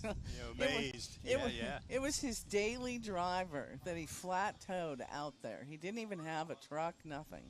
And, streamlined the whole thing. No oil pump. You can see him all crouched down, one hand on the steering wheel, the other hand through the wheel, working the pump. And that's what started it all. And then post-war, the hot rod era started to flourish. And, racing midgets from San Diego to Santa Barbara 5 days a week. And, later, people would come up to me and say, if your grandfather hadn't have done what he did, hot rodding wouldn't be what it is That's today. exactly true. That's very true. And the first time someone told me that, I almost fell over. I'm like, what? What are you talking about? And you know? look around, you just look around this event, how many of the Edelbrock products are on these vehicles? Yeah. Yeah. Probably many on just Yeah. one. Yeah. Well, Yeah. and not only that, but the influence of those Edelbrock products early on that led to other people building Yeah, the stuff. copycats sort but, of. Well, the copycats, Yeah. but still, it's just part of the industry has grown because of people like your grandfather. And let's not forget well- that we started off with the low rise, 2-barrel carburetor intake manifold, and I want to put a four barrel on it, Yeah, and then it wasn't enough. Let's put a high rise on it. Yeah. So it was this constant grocery store of manifolds for me, anyway. Yeah. New product. We were super big on new product. Very foot forward in that entity there, and I mean, we're older than NASCAR, NHRA, Hot Rod Magazine, all of that. And influenced all of those. All of it. Right. We were the only ones with a dyno, so the teams would come actually to Southern California, work with our guys on the dyno. Murray Jensen, a guy that worked with my grandfather, he handled all the NASCAR guys, and I mean, they had a hell of a good time hanging out in our place. Sure. Sure. I can only imagine. And I didn't get to go in the dyno room, darn it. I said, Dad, what if my tire goes flat? Well, just call us. I'm like, no, I want to know how to change the tire. I figured it out later in life, but I'm sure that he was a helping hand in a lot of your projects that you had when you were going through this self-educational stuff that you were going through. Dad, how do you do this, or why did you do that? And I would imagine that he would explain. My dad was just a great storyteller, just so many memories of all the years. His experiences. Yes. Yeah. And, Vic Sr. was not an easy guy. He passed away at 49. And he and Katie, my grandmother, depression, lived through all of that. Grandma Katie, she worked for a family in Beverly Hills as a maid and lived with the family 4 days a week, went home on Friday night, and she saved her money from that job to buy the very first pattern for the flathead. Wow. Really? Yeah. Wow. Yeah. So it was totally grassroots, and that's the whole family. No, totally. That's the way we grew up. We were working every summer. When we were little, it was really cool because we charged for catalogs back in the day, and people would write letters in. I forgot that. You used to charge for catalogs. Yeah. Why not? Yeah. But that's the way that it was. And people would tape 4 quarters across the bottom of the letter, So here we are with my grandmother. We take the quarters off. We stuff the envelopes and everything, and all our friends are at the beach, But, I mean, I think America needs more of that today. Take your kid to work, show them your hobby, get them involved, Social media is so toxic. Yeah, do something with your children. And now do you have children? Sorry, Jeff. Do you have children? Yes, I do. And how old are they now? I have an amazing son who is in the horse business that I was in, jumping. And he runs a training and sales barn in our property in Temecula, California. Yeah. Okay. And he is now in Europe at the south of France, showing there with one of his top clients, which I'm extremely jealous. I mean, I got to compete in Germany and Holland for a bit, but nothing like the south of France. Yeah, he didn't need any help. You couldn't talk. Well, I just couldn't quite figure out how to get there and when. Time schedules and things. Yeah. But you talked about the education and going out there and doing that like you just spoke. Now the big thing is not going to college, taking up a trade, starting a business. So that's kind of the talk going on now in this 21st century for these young folks, but that's also good. Good point to make, because I got a granddaughter that wants to be a nurse. Yeah. Well, that you do require college for that. Yeah. But if you want to have somebody that wants to work on a car, well, then you have to get into the automotive side of it. Right. Not necessarily college, but there's other avenues you can do. So yeah, I agree with that. What keeps some of the young people of getting into automotive is, they don't want to work at a dealership where you just plug it into the diagnostic. Because that's not any DOB, fun, yeah. right? And so, Granbury High is a great automotive program, all this passion here. And so what I share is just, get passionate about something and, get your hands dirty and start something small and stay under the radar. You don't need to be a big company. Yeah, but that's back to the social media thing. It's got these younger kids so trained that's the important part. Well, it's 20 years ago it was nothing. Yeah. Right. Have them come to you. Right. social media is toxic. I think we need to work hard to move that, to the past. It has some good benefits, but not all the time. We Right. don't need to advertise and market only on Facebook. Yeah. I think that's a real. Although we do love you, Facebook, for taking this show live right now. there is that, so thank you for that aspect of it. Don't turn it off. Don't turn it off. We're not only on Facebook, there's other avenues too, but that's just one You of know them. I the had to gist throw we're that in. going. Yeah, that was a good point. Touche. Yeah, Well, listening is one thing. Being on your screen is that's another. true. That's true. And we've done okay over the years doing this show, so we're happy with that. Do you have any other projects going, personal projects that you're involved in with the company, or? Not with the company right now. I'm busy. I have 11 acres on the north end of the lake. Okay. You need somebody to mow it once in a while, or something? David's got a mower. David's got a lawnmower. I need lots of things, and that's where I've seen the gaps and the opportunities here because, this town is growing pretty quickly. And so now while the opportunities are out there still, that's when you want to get involved, to get your feet wet. And you don't need a college education to, have Work a hard. business. But you know what? Work hard. The one thing is the personal satisfaction that you get out of success in whatever it is that you choose. And people forget that. And, it's kind of like rebuilding an engine and you crank it up for the first time and it runs. You go, see, all those weeks of work that I put in it, there it is. Yeah. And it's the that- naysayers. You can't buy that. You have to do it yourself in this huge sense And of you pride. can't get that from social media either. Well, no, you can't. Right, and it's an accomplishment. Yes. And, so what does social media give you? Oh, I want to be an influencer, and is that an accomplishment? Because 90% of the product that they're promoting is not any good anyway. Yeah. So, I think honesty is the best policy. Hard work. Don't be shy. Go up and extend your hand and introduce yourself. You just never know who you're going to meet. That's true. You know? Yep. Yeah. It's like we get to meet you, just like that. Exactly. That's it. And all of you. And yes, You're all looking so handsome Thank all you. dressed up this morning. listen, we our shirts are all pressed and nice and everything. Very impressed. Don't be. We're Wait till just after the everything show. out. Yeah. T-shirts and Yeah, I won't even recognize you, Exactly. right? that's it. Well, it is an honor and pleasure to have you here and to meet you. Thank you very much. What a wonderful person. Thank you. Yeah, and great history, great family, and I'm impressed. And Thank you. you're not the type of person that gets tired of talking about it.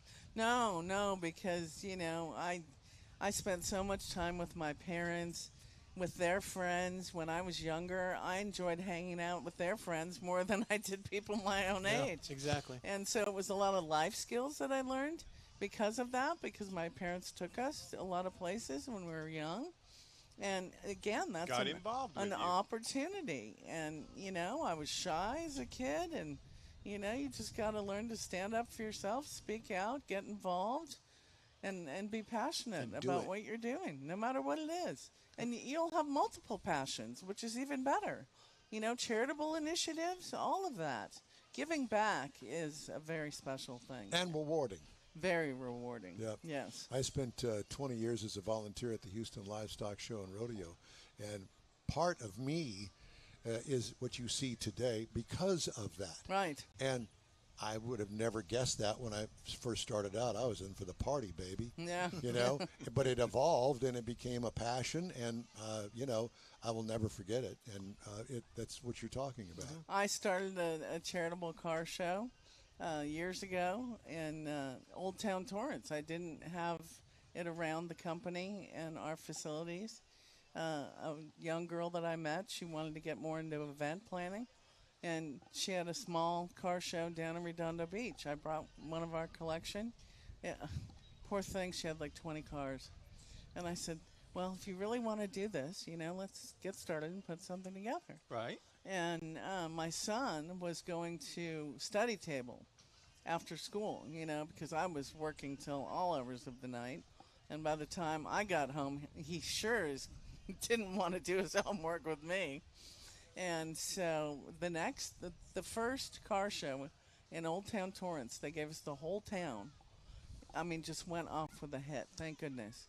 Because the night before, I was deathly afraid. Oh, people will think that I know what I'm doing in regards to a car show. I have no idea. No idea. Right? And so that was a huge hit. And then I moved it to the corporate location around a distribution center. And of course, I had to have a party the night before. Oh, yeah. So we had a big gala party. We had silent auctions. We had these Letterman jackets for Edelbrock. And Jay Leno's a good friend, and, Parnelli Jones. And so I got all these guys to sign this Letterman jacket. It sold for $20,000. Wow. Way to go. And that went so well. We put up another one, and we got everyone else that was, Yes, there of the to name, sign yeah. it again. Ed Iskandarian, Ed Pink, all of the great guys. But that's getting back to the first original show that she wanted to do that you supported her. That's what it is. Yeah. And it was over an 8-year period. We raised about $600,000 for a small school in the local area, Torrance, that worked with complex challenged children. And 9 out of 10 of these kids were one step into institutional care because their parents had no idea what to do with them, And, autism, Asperger's, those children, 9 times out of 10, they're brilliant, genius level. But it's just how you How to connect reach them, with them. yes. Yes, and, our school systems, kids don't all learn the same way, So things evolve, and we need to, give them what they need. So they say. Open them up to bring that out. Stay right. inspired and want to move on and have a fruitful life, Yeah. Good stuff. We're coming to your house after the show. I have a beautiful place. I can only imagine, and we're coming. That's all there is to it. Okay. We just come on invited over. ourselves because we Yeah. want to spend more time with you. Yeah. We've got another hour and a half to go on the show, Yeah. and then we'll be over. But it's Yeah. a true honor and pleasure to have you here Oh, today. great. Thank you. Anytime. I'm happy to do it. So Appreciate you'll it. be getting a phone call from us sometime later in the year. Do we turn left at the Yeah. sign? Yeah. Exactly. Christy Edelbrock, thanks again. We Thank love you Okay. very much. Thank stopping you, by. guys. It's Okay. super. Hey, In Will Time invites you to join us 10 to noon Central Time every Saturday for our live show about all things automotive, and we hope that you'll want to get a whiff as well. And don't forget, we're on podcasts all throughout the week. Go to inwheeltime.com. What else? What am I missing there, Mars? The stop point so we can hit the buttons to Okay, to so go to the all break. right. So we're going to take a quick break, and we'll be back right after this message. The Tex-Mex dining experience is defined by Lupi Tortilla, your destination for Texas's best beef fajitas and frozen margaritas. Since 1983, Lupi Tortilla has served authentic and time-tested recipes made with the freshest ingredients. Atmosphere is part of the award-winning experience at Lupi Tortilla, all developed in a little house near Highway 6 and I-10 in Houston. Visit any of the Lupi Tortillas and you'll see the same attention to detail in each and every location. Start your Lupi experience with queso flammeado and guacamole, along with a classic frozen margarita. Dine on famous Lupi beef and chicken fajitas or pepper shrimp brochette, or a fish or vegetarian entree, and finish with a scrumptious flan for dessert. Find Lupi Tortilla in Houston, College Station, Beaumont, Austin, San Antonio, and Dallas-Fort Worth. There's a Texas location near you. The recipes are authentic and time-tested. The ingredients always fresh. Lupi Tortilla. Eats pretty good. Apple or Android, In Wheel Time podcast can be found everywhere, on the stream and through downloads. Whether you're on the road or at home and searching for a fun car talk show, give In Wheel Time a try. Honest new car reviews, fun, informative interviews with real car people, weekly automotive news, features like Jeff's Car Culture, Mike's Driving Destinations, all on In Wheel Time. Check us out on SiriusXM Podcasts, iHeartRadio, or while you're shopping on Amazon through Amazon Music. InWheelTime.com has a list, so check us out. Welcome back to the In Wheel Time Car Talk Show. Today coming to you from the Lone Star Street Rod Association State Run Car Show at Hewlett Park in Granbury, Texas. We're just about an hour or so south of Fort Worth. It's a beautiful little lakeside town here, if you've never heard of Granbury. Oh, it's gorgeous. It is, and I think that you would enjoy it if you ever come up. I will tell you this. Today's forecast had it forecasted high of 99 today. We're going to try to get out of here before it hits 99, but just saying. Well, we're fortunate. There's a nice breeze coming through. We do have our little fans going on, but there is a nice breeze. So it is, and we're very thankful for that. There's no mosquitoes. Yeah. And you'll notice that the lighting may not be perfect for us here, but I will tell you this. It sure beats the heck sitting out in the sunshine. Yeah, it does. So there's that. All right, time now for Jeff's Motor Minute. Yeah, we haven't talked about Formula One in depth, or I haven't, and I haven't talked about Cadillac. Well, I and used all to that not good like stuff. Formula Well, One. I got a hankering because of the Cadillac. I got you. So Colton Herta is going to be driving the Cadillac. It's been announced just recently this past week. Colton Herta, part of the Indy Racing League, he stepped into Formula One this past weekend in Barcelona, which we're going to talk about during the racing calendar if we get there. But he's going to be running the Cadillac. He's a 26-year-old American kid. Walked away from a successful career at Indy and joined the high-tech and Formula 2 racing with an eye on Formula One. And it's like the NXT series in Indy or the ARCA. Yeah. It's the lower series. It's required to do that. So Herta will compete in the Cadillac this Friday, which was yesterday. He replaces Perez at the Circuit de Catalunya, Barcelona. Look at you. Let me see that. I practice that word, Catalunya. Catalunya. Yeah, Catalunya. That's my Spanish. Well, I think that goes hand in hand with Cadillac, too. Well, go ahead. I speak Brazilian. Uh-huh. Barcelonian. So it's the Spanish Grand Prix, traditionally a favorite venue. The I'm a teams. little familiar with Brazilian, but Yep. not in that regard. Okay. How much does that cost you? Off of one of the FP1 I'm sessions. I lost my place. He had a time in the simulator in Charlotte. He learned the track and the track's procedures and, did all that on the off season. And he's working with the team in Silverstone, his team, the Cadillac team in Silverstone. The Silverstone is in Europe. Yes, so very nice. They got track and all the good stuff. So, long story short, for the minute, he's testing. He's going to run the Formula FP2. He's getting into Cadillac, and the person he's replacing is not happy. Perez is not happy because he hadn't been performing, but they kind of put him aside. So there you go. They put him aside. They put him aside. So what happened to Jeff Zeka? Now they put me aside. They put me aside. He didn't perform well, and the Cadillac team says, okay, we're going to take Herta. He's going to take place for the Did he ever interim. win Indy? Herta? I know that he No, was he's won successful in the races. series. He's won. The kid's won some races, Yeah. but he hasn't won any championships or anything. Interesting. But he's a good driver. I have made fun of Mitsubishi for quite some time on this show. Like forever. Since day one. Well, they're trying to pump it up. We're going to pump you up. Pump you up. Mitsubishi will enter the increasingly crowded U.S. midsize pickup segment with a new truck sourced from Nissan as it tries to lift its sagging business by siphoning sales from the market-leading Toyota Tacoma, Chevy Colorado, and Ford Ranger. The new entry will be built by Nissan at a U.S. factory, according to a person familiar with the plan. Mitsubishi did not detail a launch timeline, but Nissan Frontier midsize pickup is expected to get a redesign around 2028 as part of Nissan's rollout of a new frame-based vehicle architecture that will underpin the Xterra SUV and other products built at its Canton, Mississippi plant. Pickup will be part of Mitsubishi's three-pronged plan for reviving the U.S. operations. And I will say this, that they employ a lot of people, and as long as they don't build the car, they do great. I don't remember the name of the vehicle that's been around for a while now, but when it first came out, I thought, well, dang, this is a pretty nice vehicle. We'll come to find out it was built by somebody else with a Mitsubishi name on it, and they put, front and rear ends on it, and everything would look good. I got a feeling this one's going to take off. It's probably going to blow the doors off the ones that are out there. Yeah, perhaps. It's going to have to if it's going to take from the Tacoma and the mid-sized GM products. Yeah. I mean, even the Ford Ranger, the cities down there are buying Ford Rangers. It's going to be like a Frankenstein type. Well, kind of. But they don't Frankenstein them like they used to. They're going to take parts of this and parts of that, but it's probably going to take off, my opinion. Let's hope. All right. Good for them. Nothing but good luck. Yeah. All right. The In-Wheel Time Car Talk Show needs to take a break. We'll be back at Hewlett Park in the Lone Star Street Rod Association State Run.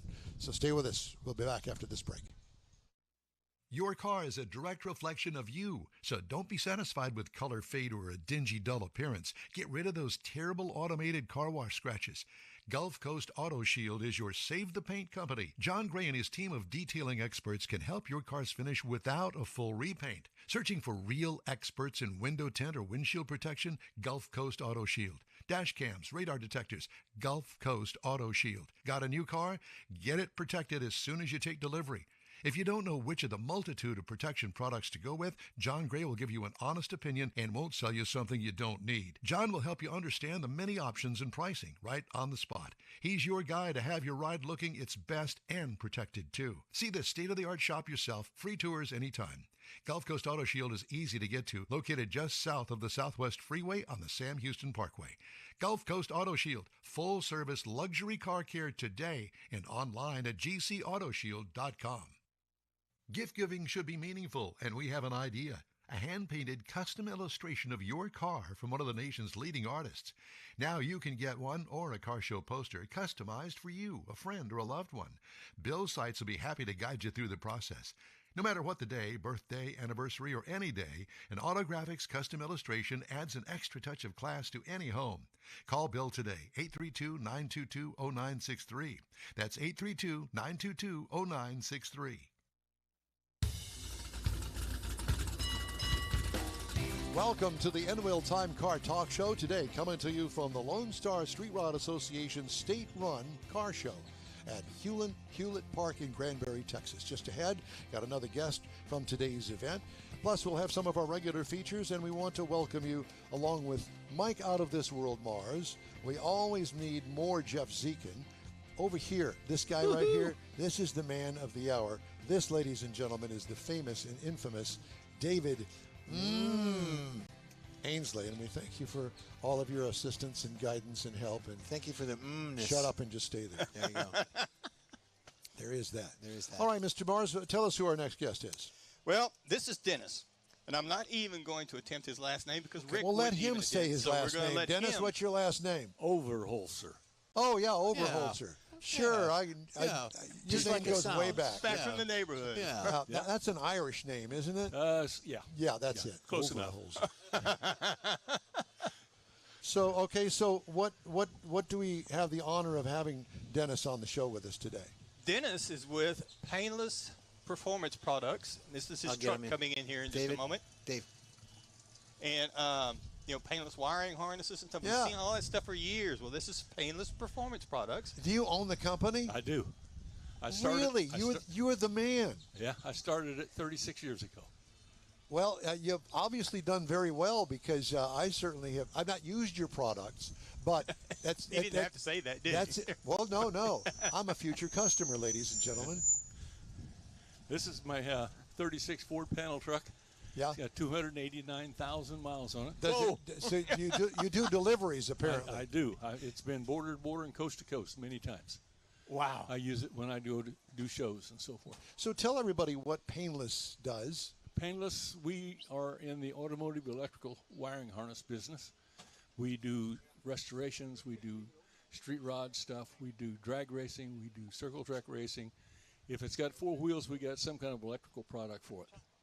So, well, I can only imagine how many boards that you have where you're taking the red and it goes here, and around and about. I'm not far off, am I? No, you're right on the money. Really? Yep. And you've got like 100 spools of wire where this workstation, and they look at this. Okay, well, this one goes over this way. That's so it. We've got about 50 different boards. We get most of our wire in barrels because it takes. We use about 35 million feet a year. Oh my God! Whoa! And different gauges, all and different gauges types, and different colors. Yep. Yep. And do you have one supplier or multiple suppliers for your wires? We have one main supplier, and then we have an alternate in case something happens. And back up, yeah. And where is your factory, so to speak? Our factory is on Ludell Street, which is just east of downtown Fort Worth.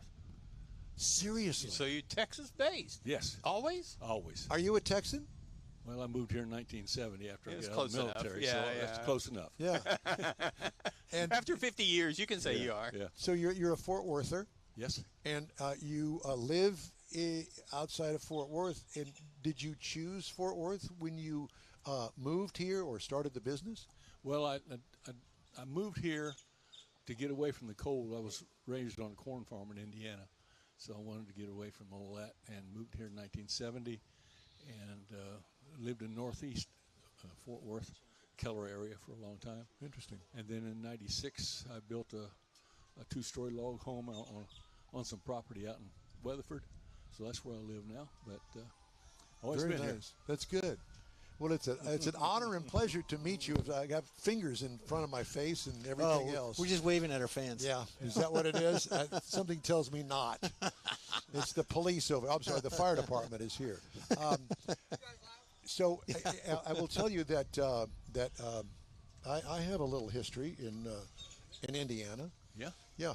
So the Armstrong family moved from Scotland to Terre Haute. Okay. Back in, well, not my lifetime, but back then. And they were corn farmers, and that was my grandfather's business in Wisconsin, where he ultimately wound up. And so I'm a Midwesterner, too, and I found the right place in Texas. Yep. Yeah. So you get that. So how many, you say that you got these boards, and for those that don't know, in my world, the board basically had nails on it. And somehow, some way, I guess you went backwards with a wiring harness for that truck or, my 1955 Chevy Corvette. You went backwards, you took the wiring harness out of it and said, oh, okay, so this is the way we're going to do it. And I got a brand new wiring harness. Yeah, you had to reverse engineer it. And so what possessed you to do this? I don't know. I went through electronics school in the military, and then after I got out, I took 2 years of DeVry electronics school, and I've just always done it. So you're an electronics engineer. Well, no, I wouldn't call it that, but I mean, yes. You're an electronics guy. We'll call you that. Yeah. We'll call you that. Yeah. And the ultimate wiring guy. Yeah. Have you ever wired a house? Well, I did. I wired my house that I built. So I had some help, though. Yeah, I can understand. Because automotive and industrial, commercial, residential, two different things. Yep. Totally. Oh, yeah. Yeah. Yeah. What is the latest and newest wiring harness that you have on the market today that we can buy?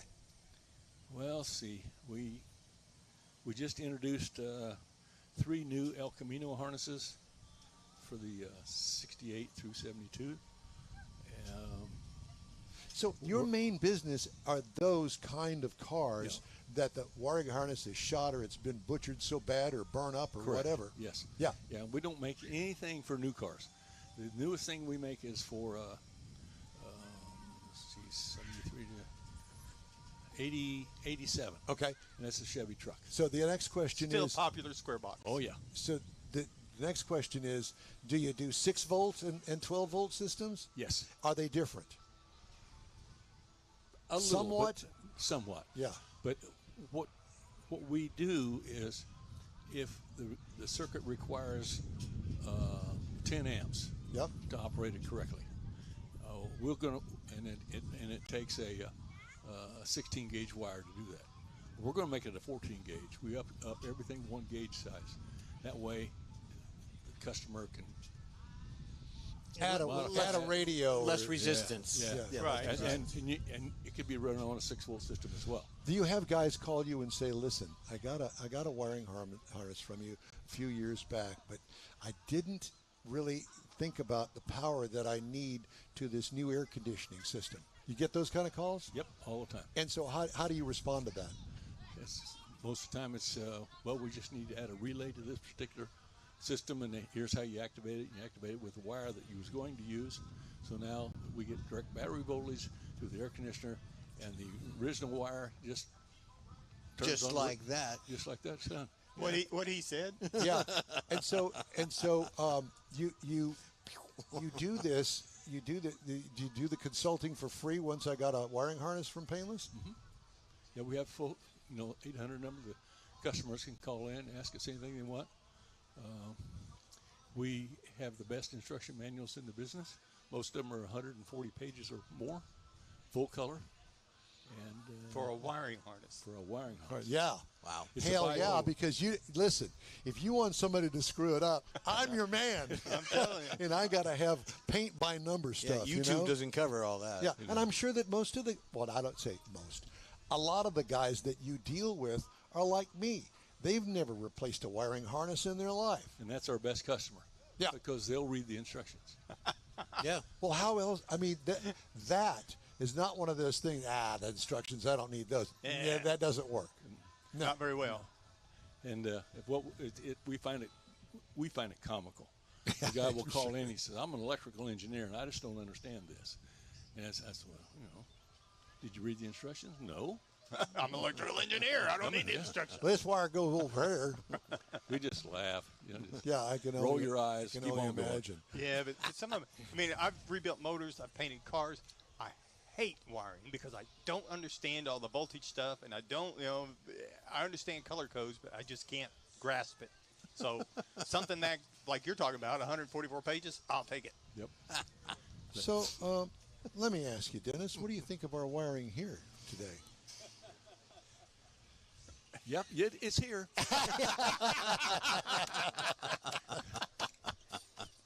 Well, I just had to kind of ask that. Thank you question. for that. Yeah, because guess what? I don't know what's here either, so it's all right. We're good. Must be hooked up right. It's working. Apparently so. Well, as far as we know, we're on the air somewhere on the earth. That's all I know. Yeah. It's here. I find it fascinating because the more I start thinking about it, do you actually get a 68 El Camino and put it in the shop? Yes. That's what you do. That's how Yes. you do it. That's the key Yes. to it. Yep. And then you de-wire it, Tear it all apart. Everything. and then you put it in the studio, the work area, and you say, oh, okay, well, this goes here. And you basically deconstruct it to reconstruct it. Correct. Do you use the same colors as the factory? In most cases, yes. And what would change? Why wouldn't you use it? Like There's a few. General Motors has got the most basic color code, and they've been using it for years and years and years. And so we try to use all that. There's been a few years, like I don't know exactly what years, but the fan wire may be a different color, or the coolant temperature wire may be a different color, depending on the model of the car or whatever. Yeah. And we still try to do that research and make that change in the basic harness. So. And if it does change from what the factory that you found out that the factory has, then you put that in the instructions. You may find that this particular wire that you now goes from the right rear tail light, I'm just using an example, to the under the dash has changed colors, and you make it easy for me to understand. Ford, This way, Don. This is the way you do it. Yeah. Ford used to be the worst. Henry would use anything left over. He didn't care what the color codes were, just make it work. Make it work. And we were getting in some Mustangs, the early '60s Mustangs, and taking them out, and there'd be 4 different colors of wire, just feeding the taillights. In one circuit. Yeah, and it just. Well, so how do you do it? how long does it take for them to do that? The deconstruction, the reverse engineering. How long does it take to create the harness? We'll find a customer that will allow us to have their car for a long period of time, several months. So by the time we bring it in, take it apart, reverse engineer it, build a sample, see if it'll fit. If it doesn't, modify the sample, do it again. When it fits, then we got to put it on paper. And then we put it in the computer to make a work order. And then when we get all that done, we'll run a work order for 3, and we'll see if you can produce it. Produce it. If it works out, and we got to change that. The last thing we do then is the instruction manual. And the same guy that started it day 1 is the same guy that's going to finish it in day 365. Yeah, and that was my question as well. Yeah, so he's re-engineered it, and he's got his prototype, and you're creating 3, and he's testing those 3, make sure everything works. Now, and then he's going to put it all on paper. Yes. Wow, that's It takes a year. It takes a year to do the whole Right. process. Wow. So what happens? I understand, a 67 El Camino. So you get one. What happens if somebody comes and asks you for something that you don't have, but there's not one, a 47 Ford, whatever, available for you to find? Well, we make a lot of universal harnesses as well. So, Okay. especially Now, what do you mean by that? it can be used in anything. Okay. We ask it some simple questions. Where do you want to mount the fuse block? Underneath the dash, in the trunk, where. Right. Then we want to know: are you going to have power windows, power door locks, that kind of stuff? If you're not, then that means it's a smaller fuse block, not a big one. Okay. And then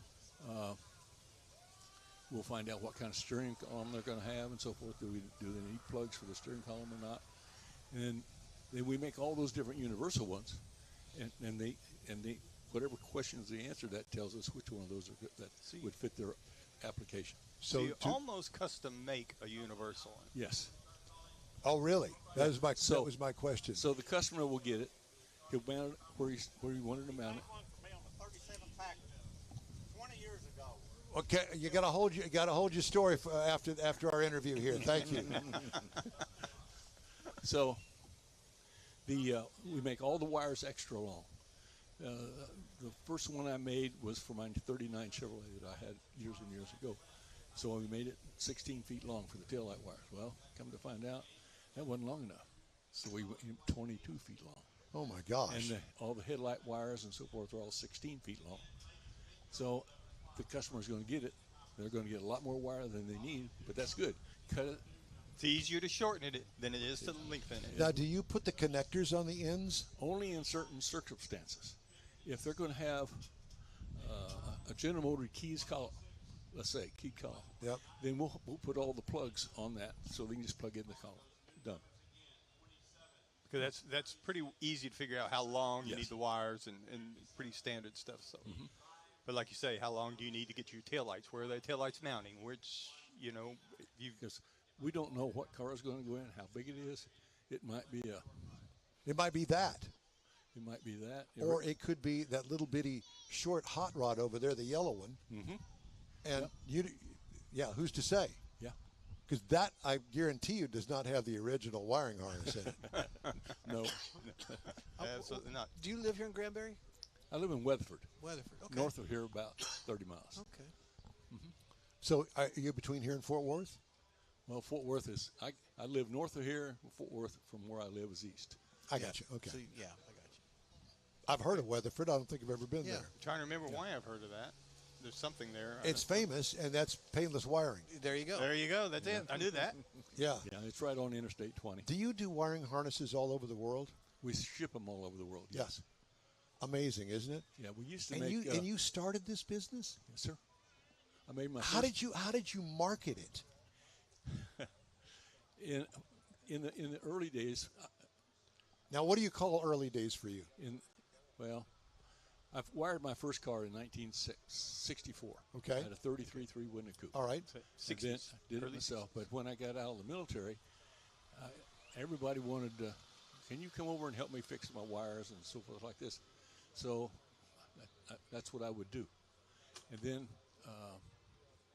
I was working at a Ford tractor dealer as a mechanic and later on as a service manager. So I had a friend come to me one day. He says, I know a guy that has a wiring harness company, and he's looking for somebody to help him produce one for the hot rod industry. He says, can you do that? And I said, yes, sir, I can do that. So in the evenings, after I get off work from the tractor dealer, I'd go and do some design work and build and so forth. Introduced it, got it finished in late '89. Introduced it at the Fort Worth Rod and Gus Car Show in 1990 in a 37 Ford Cabriolet that didn't have any interior or anything in it, so it made So perfect. you could see all the wires. You could see all the wires. Very so good. we did that. I made some, took them to the paint swap meet, sold them all the first day, and so made a whole bunch more and took them to Columbus, Ohio, to the Street Rod National, sold them all the first day. And that's how In other words, you Ding, didn't ding, make ding, enough. Ding, ding, ding. But I had an advantage because for 11 years I was a volunteer for the National Street Rod Association. So I knew all the vendors there. I knew all the. Connections. I had all the connections, and it made the world of difference. Then You know, later and that gives a different meaning to connections from your world to the living world. Electrical connection. Yeah, but then I got very involved with SEMA. I don't know if you're familiar with Yes, them. sir. Absolutely. I give them 20 years of my life, and a lot more connections, and things happen. So everything's Congratulations! Yes. What a great story to tell. Absolutely. I mean, this is a story for a book. Guys would buy it. I've sold. I've written 3 books already. Have you? Well, there you go. Well, I'm a day late and $1 short, just like the rest of my life, but whatever. I got to tell you one more story. Please do. How we got our name. Yes. Oh, yeah. We incorporated as Perfect Performance Products, and we were that way for a while when I was building my first harnesses. And so I had a friend. His name was Tex Smith. He was the editor for Hot Rod for a while, and he was also had his own publication called Hot Rod Mechanics.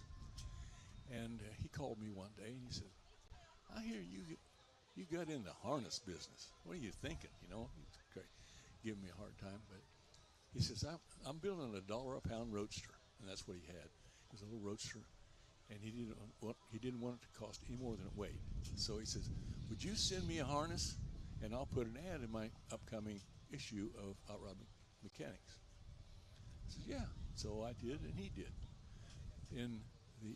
And the phone blew up. And then in October of 1990, his latest edition came out, and sure enough, there's a full-page ad, and the top of it said "painless wiring," and it's been painless wiring. And he was ever just since. using it as an adjective for your product. But now, How cool. that's how it started. That is. Is he still alive? Are you still in touch with him? No, Tex passed away a few years back. Yeah. Wow, that's a great story. Yeah. So lots of cool things. And you talked about marketing. You know, he's marketed himself, all the contacts, the network. One more another quick Okay. story. Okay, I'm coming home from an event in Knoxville, Tennessee. It was National Street Rod Association South, and so when I go back to Texas, I always look to see what the weather is in Memphis or Birmingham, so I know which way I'm going to go. Yeah. So it's storming in Memphis, so I'm going to take the southern route down to Birmingham and go across, and so I get down there and I get on the loop in Birmingham. I'm headed west on 20, and all of a sudden I get a CB radio, and of course that was back in the 90s. Yeah. Everybody had one, but it lights up, and I can see these 2 trucks coming at me, and one guy says, "Wow, look at that yellow truck over there. That's pretty cool." And the other guy comes on. He says, "Oh yeah, that's that painless guy. He drives that all over the country." So I just reached up. "Thanks, guys." There you go. So it's just stuff like that. Yeah. And us. When we saw painless wiring, we were going, "Wow, that's really cool. Yeah, we I know wonder if that." that's the guy." And it's you. Mr. Painless. Somebody had to do it, right? Absolutely. Exactly. Well, I mean, I can only imagine you go places and you're famous for your wiring harnesses. I mean, I think you are. I've heard of painless wiring since you went into business. I didn't know it any different. Absolutely. Yeah. And I certainly didn't know any of the I didn't know any of that stuff. I have seen videos of a wiring harness board where you Loop it through all like a rug. Yeah. Well, it was basically a 4x8 sheet of plywood with nails in it. That's it. Yeah. Is that you still doing it that way? Yep. Oh my God, they're still doing Now it that we way. have little clips instead Right. of the nails, but Yeah. But still, you still got to lay it out by Oh, hand. everyone's laid out. General Motors does the same thing. Lockheed does the same thing. Bell Helicopter does the same. They're all made that way. Do you think we could use one for us? I think we could probably use some help in that regard. It may take a while, but we can Do 2 boards. It may take 2 years for that project. Dennis Overholzer. Did I pronounce that right? You did good. Thank you. Thank you very much. We That's appreciate that's that Midwestern thing coming out, I think. There you go. Yeah, because I know that I've known somewhere in my life an Overholzer. There's a lot of them in the Midwest. Yeah. Well, Indiana, Terre Haute, I got you. It's a pleasure. It's an honor to have you here and talk to you today. Painless wiring. And I guess all we got to do is Google it, painless wiring, and it's going to come to you. Yep. Yeah. And I assume that you get a lot of your business now off the internet. A lot, yes. Yeah, off our website and so forth. Yeah. One last one. How many folks work for you? Right now, we're at about 50. 50 people. We had been up to 80 some at one time. We were making some harnessing for General Motors, but they And didn't work. I guess Is there a you, regular supplier, part of their supply line? Yeah. I guess that you probably get phone calls every once in a while like that, don't you? Guys that not companies that say, "Hey, I'm building a little car, then I'm going to have 50 of them. Can you do the wiring harness for us?" We used to do some of that, but we call that job shop work. Right. The problem with it is it takes all the time of my engineers to do that little job. It takes them off of what we need to get done. I got Off your main core business. And after all these years, you figured that out. And Yeah. So nothing with the electric car companies, Teslas or anything, nothing like that. We only make it for ourselves. Perfect. Very good. Honor, pleasure. Yeah. Thank you so Thanks much again. for stopping by and a great conversation. Yeah. Appreciate you. Appreciate all the support. Oh, you got it. All right, coming up, Jeff has the cruise in and events calendars, and I got stories making automotive news headlines this week. Stay with us. The In Wheel Time Car Talk Show continues after this. The Tex-Mex dining experience is defined by Lupi Tortilla, your destination for Texas's best beef fajitas and frozen margaritas. Since 1983, Lupi Tortilla has served authentic and time-tested recipes made with the freshest ingredients. Atmosphere is part of the award-winning experience at Lupi Tortilla, all developed in a little house near Highway 6 and I-10 in Houston. Visit any of the Lupi Tortillas and you'll see the same attention to detail in each and every location. Start your Lupi experience with queso flammeado and guacamole, along with a classic frozen margarita.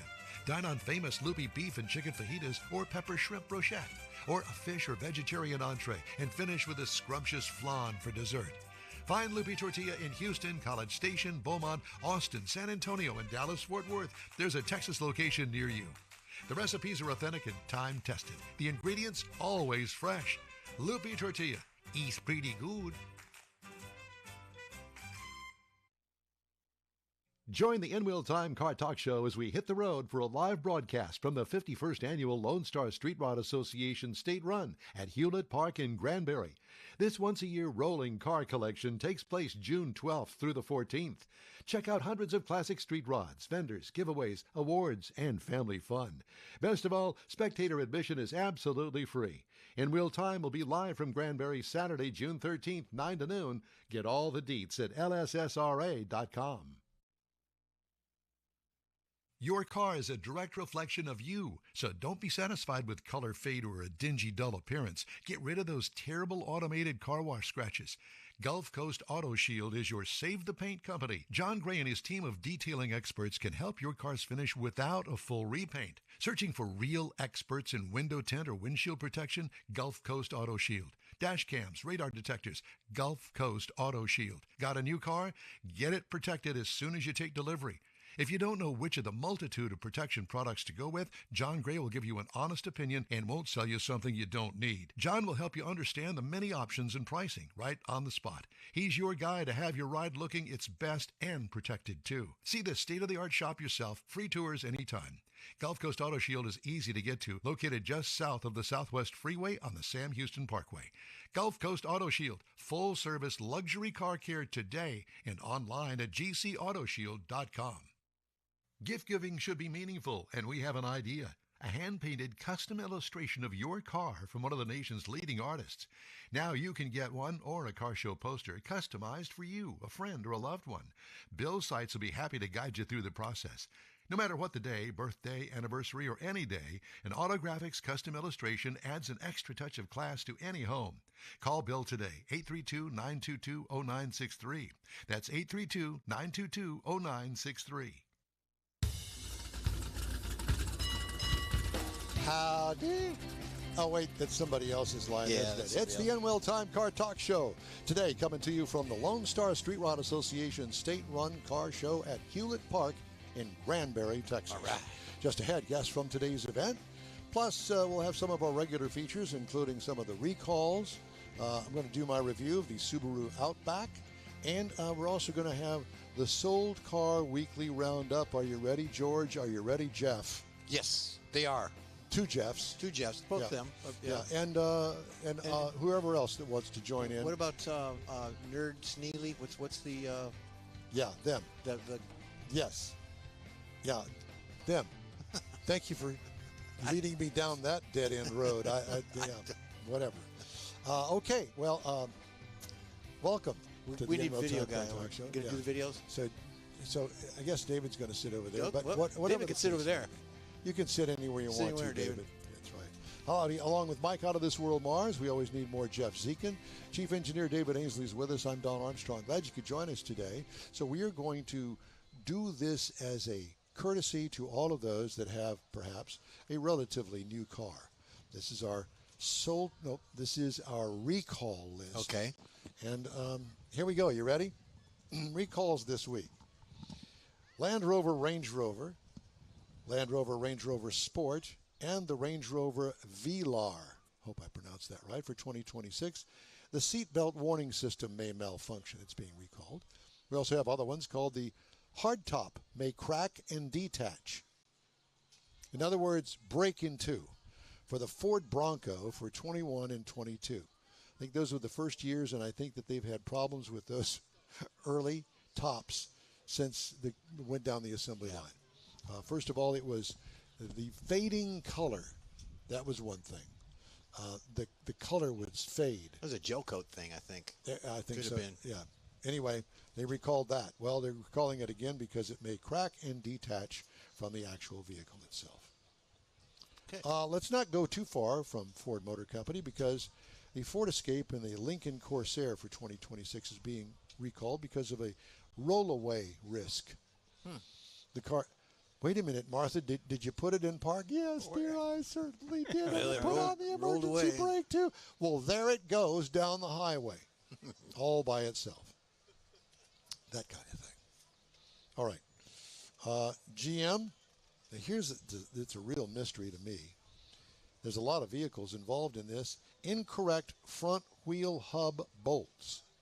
Not the nuts, but the bolts. Those are the things that typically go through the rotor up This there. was a couple weeks ago as well. This is wasn't it? another one. Another one. Same thing. Cadillac Escalade. Oh, no. Escalade ESV. Oh, boy. These are all 25 to 26 model years. Chevy Suburban 1500, the Tahoe, the Yukon, and the Yukon XL. 25 to 26 Those model are the years. big boys. Those are the big ones. Those are the big bugs. How do you do that? I don't know. I don't know either. Acura ZDX and the Honda Prologue, 24 and 25. Rear view camera may display distorted or blank image, or you've had too much to drink. Airbag inflator may rupture unexpectedly in the Hyundai Elantra. Boom! Oh, my gosh. Martha, you okay? Hyundai Elantra GT as well, 2015 to 2016. Hybrid power control unit may overheat. Martha, you smell something burning? Are you cooking a roast again? Hyundai Elantra Hybrid for 24 through 26 model years. Last page. Nope, that's it. That is the last That's page. the last Oh, one. no, it's not. We got another one. And it's a biggie. I saved the best for last. And it's actually not the last. There's more. Stellantis is recalling more than 1.3 million Jeep SUVs and trucks worldwide over fire concerns and is urging owners to park outside and away from structures or other vehicles until the fix is completed. Stellantis said the recall covers 21 to 25 model year Jeep Wrangler SUVs and Jeep Gladiator trucks. I know somebody that has a Jeep Wrangler that would more than thrill me to And have it burned down right out in front That of me. actually made news this past week. Trucks over electrical connection issue in the electric hydraulic power steering pump wiring.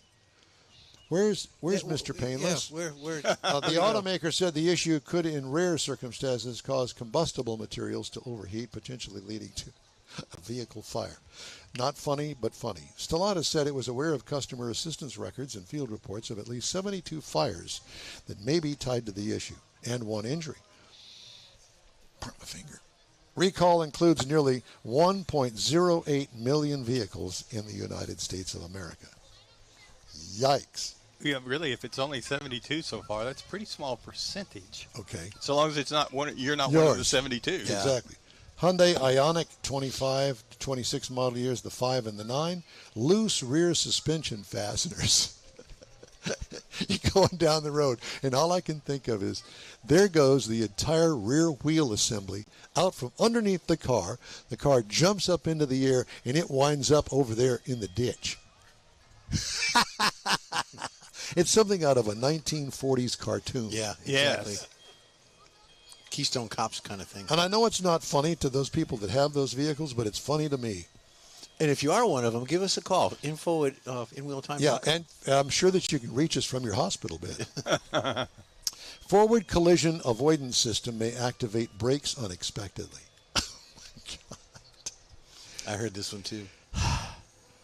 Hyundai Amazing. Santa Cruz, Tucson, Tucson Hybrid, and Tucson Plug-in Hybrid, 25 to 26 model years. And finally, debris in the engine may cause a stall, and the engine may just fall out of the engine compartment of the Toyota Tundra for 2024. Oh, boy.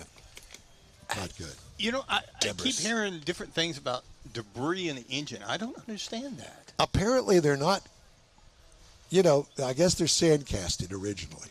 Well, the last story that I heard was they're not getting the sand out of the casting.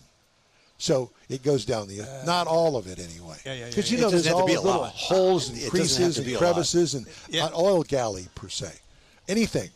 And a little bit of sand in there goes a long way. My- Yeah, debris, I Buick- think metal shavings. I Yeah. didn't think sand. My Buick had the same recall, but not my particular model.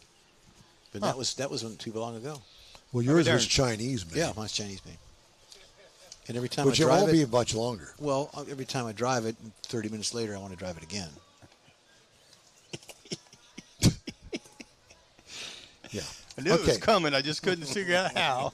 All right. Time now here on the In Wheel Time Car Talk Show for our car review of the week.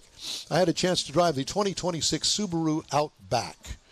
Comes in these trim levels: Premium, Limited, Limited XT, Wilderness, Touring, and Touring XT. I had the Wilderness TDI. What does TDI stand for? Toyota Development. Yeah, I can't hear you. No, Something it's with not Toyota. No, it's not Toyota. Toyota, Anyway, yes, no, it's a this is a Subaru. You're not paying attention. No, I'm not. Again, small SUV, seats 5. Exterior changes from last model year. Complete redesign. That's why I got it. They want me to drive it. I did. It's made in Japan. Exterior, new look, moves from the lifted wagon look to a more competitive SUV appearance. And I think that they will sell many more this way because it still had that wagon look to it. Anyway, different trims get different grills. Touring is more city and Wilderness is more off-road. I had the Wilderness, not the Touring. Lots of black plastic on the exterior that I wasn't really thrilled with, but that seems to be a trend nowadays. Again, I like my car painted all over with real paint. Don't show me black plastic unless it's maybe the wheel openings or something. But I don't want, the wheel openings go down to the bumper and around the back. And no, paint the car. What was that Honda? The Element. Had the Element. quarters were Yeah, black, no, flat. no. I would never buy it because of that. Painted. Damn it. Yeah, it's a Turbocharged turbo direct injection. Well, Yeah. somebody had to come up with that, that's for sure. They got it from Toyota. Probably. The Wilderness gets gold trim bits that kind of upscale the overall look. It's easy to spot, and you'll spot them. I mean, they had a little square around a light, 2 of them, on the back lift gate. Okay. Hey, in some research group, I guess they said, yeah, that looks good. Let's do that. Comfortable seating with great materials suit the more expensive Wilderness trim on the inside. Huge center screen, looks and works great. The controls, all of it, easy to use.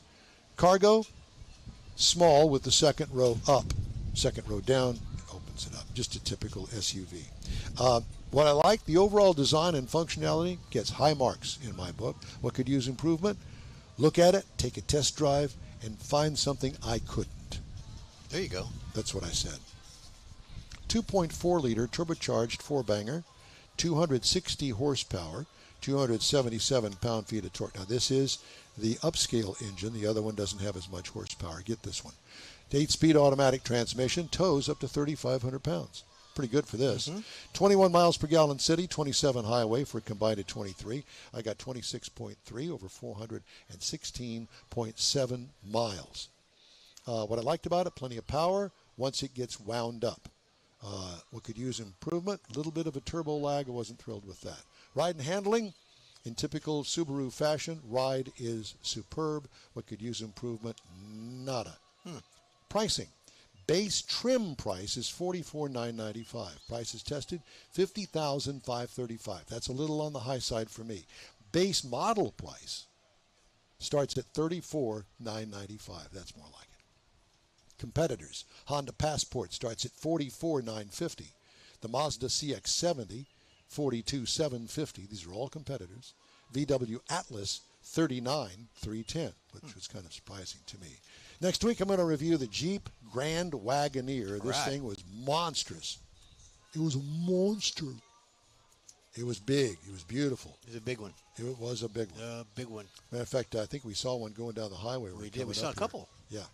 So they're popular. And I'll tell you what, it's big. If you want big, there you go. Yeah. Huge. It's huge. Huge. Okay. Again, we're coming to you from Hewlett Park in Granbury, Texas, Lone Star Street Rod Association State Run. And time now for our sold car roundup supplied by Hemmings Motor News and Hemmings.com. So these recently sold, and we're going to leave it up to you to guess what the car sold for. If you'd like to join in, please do. We'd love to have you join along. And so the first up is the 1970 Chevrolet Corvette. Do we have that up? He's getting it. Well, working on it. There I'm it not is. sure why. 1970 Chevrolet Corvette. I remember when I was working at the Chevrolet dealership and this car came out, and I'm going, so what is with the egg crate hatch job that they did on the side gills behind the front wheel? But after a while, it actually kind of told you that this was a 70 model, because I think that was the only model that they put that egg crate grill on it. Anyway, this is white. It's got the stock wheel trim rings that back in the day everybody took them off. Now they're putting them back on because guess what? They're good. Yeah. We like them. So it dropped out. Yeah. It dropped out. It's coming back.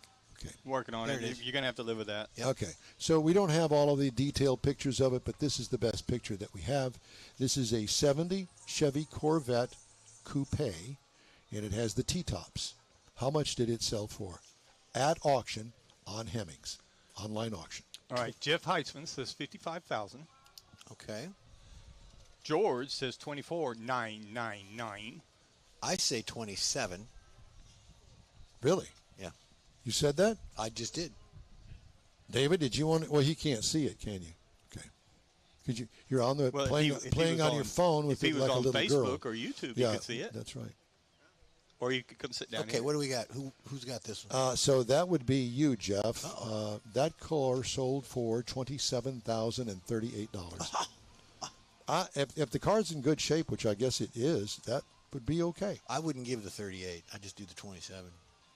38. Where did you get 38? 27038. You said. Oh God. Okay. All right. There you go. What do we got there? All right. That's a new one there. Next up, we got a 1968 Shelby Mustang. Oh wow. Now, based on the sold car price, I'm thinking that this may be an original. That is a driver, not a show car. I'm just guessing. I'm trying to give you a little hint as to what you think that this sold car sold for. Okay. Off of Hemmings. 65. David says 65. Jeffrey, what do you think? I'm gonna go 38. 38. Wow. Okay.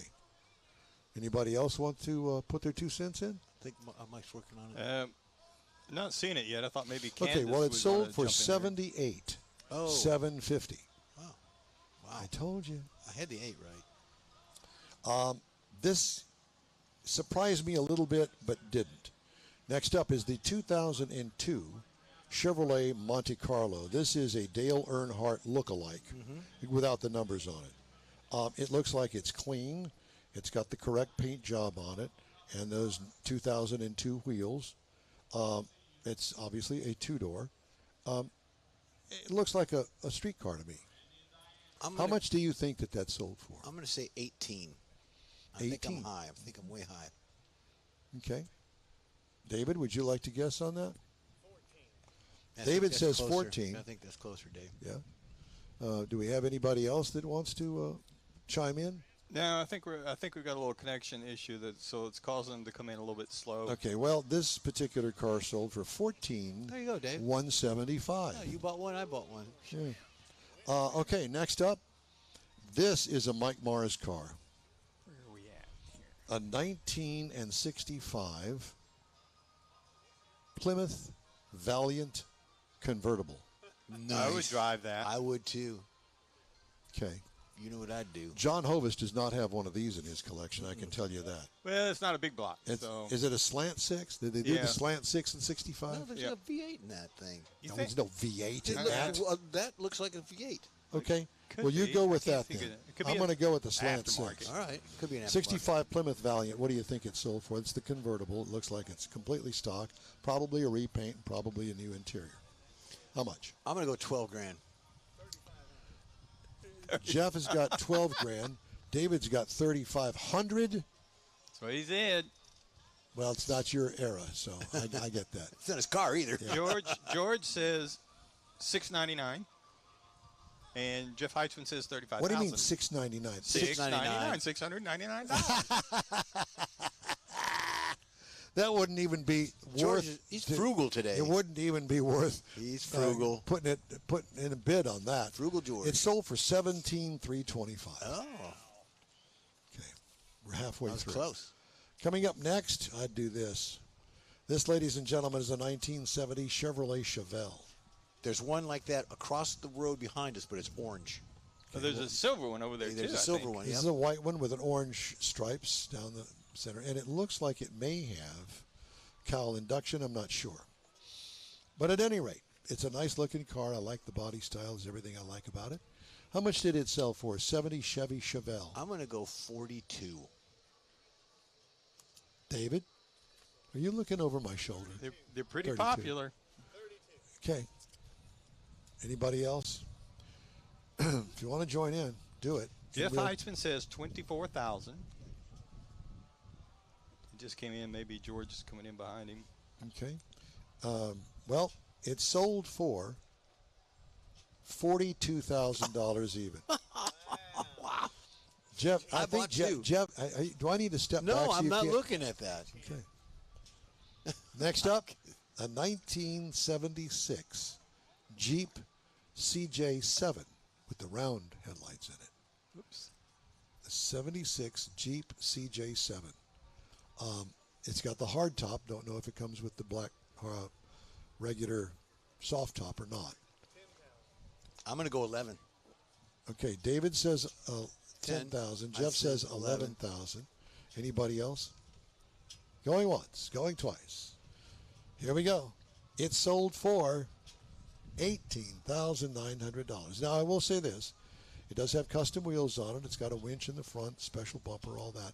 It's probably been fixed Lifted, up, yeah. all that. That's a nice-looking Jeep. I don't know if I would pay $18,900 for it, but whatever. $18,900.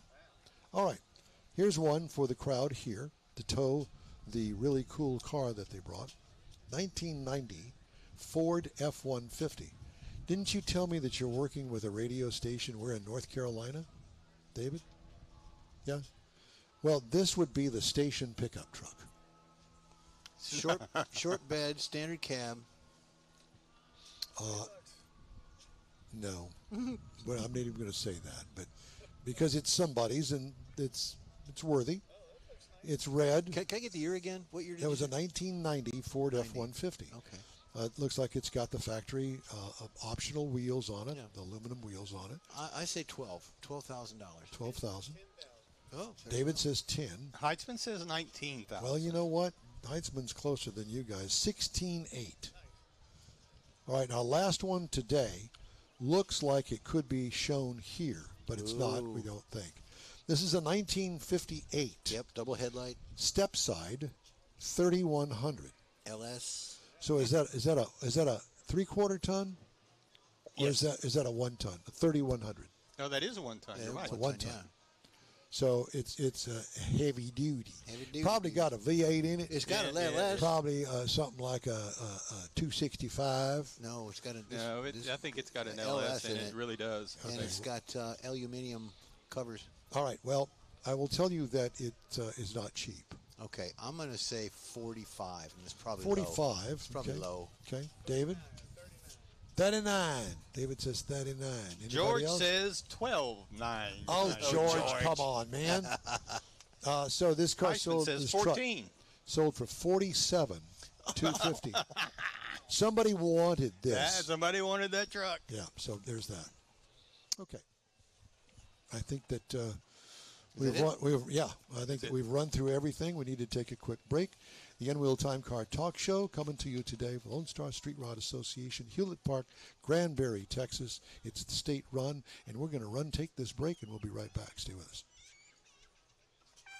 The Tex-Mex dining experience is defined by Lupi Tortilla, your destination for Texas's best beef fajitas and frozen margaritas.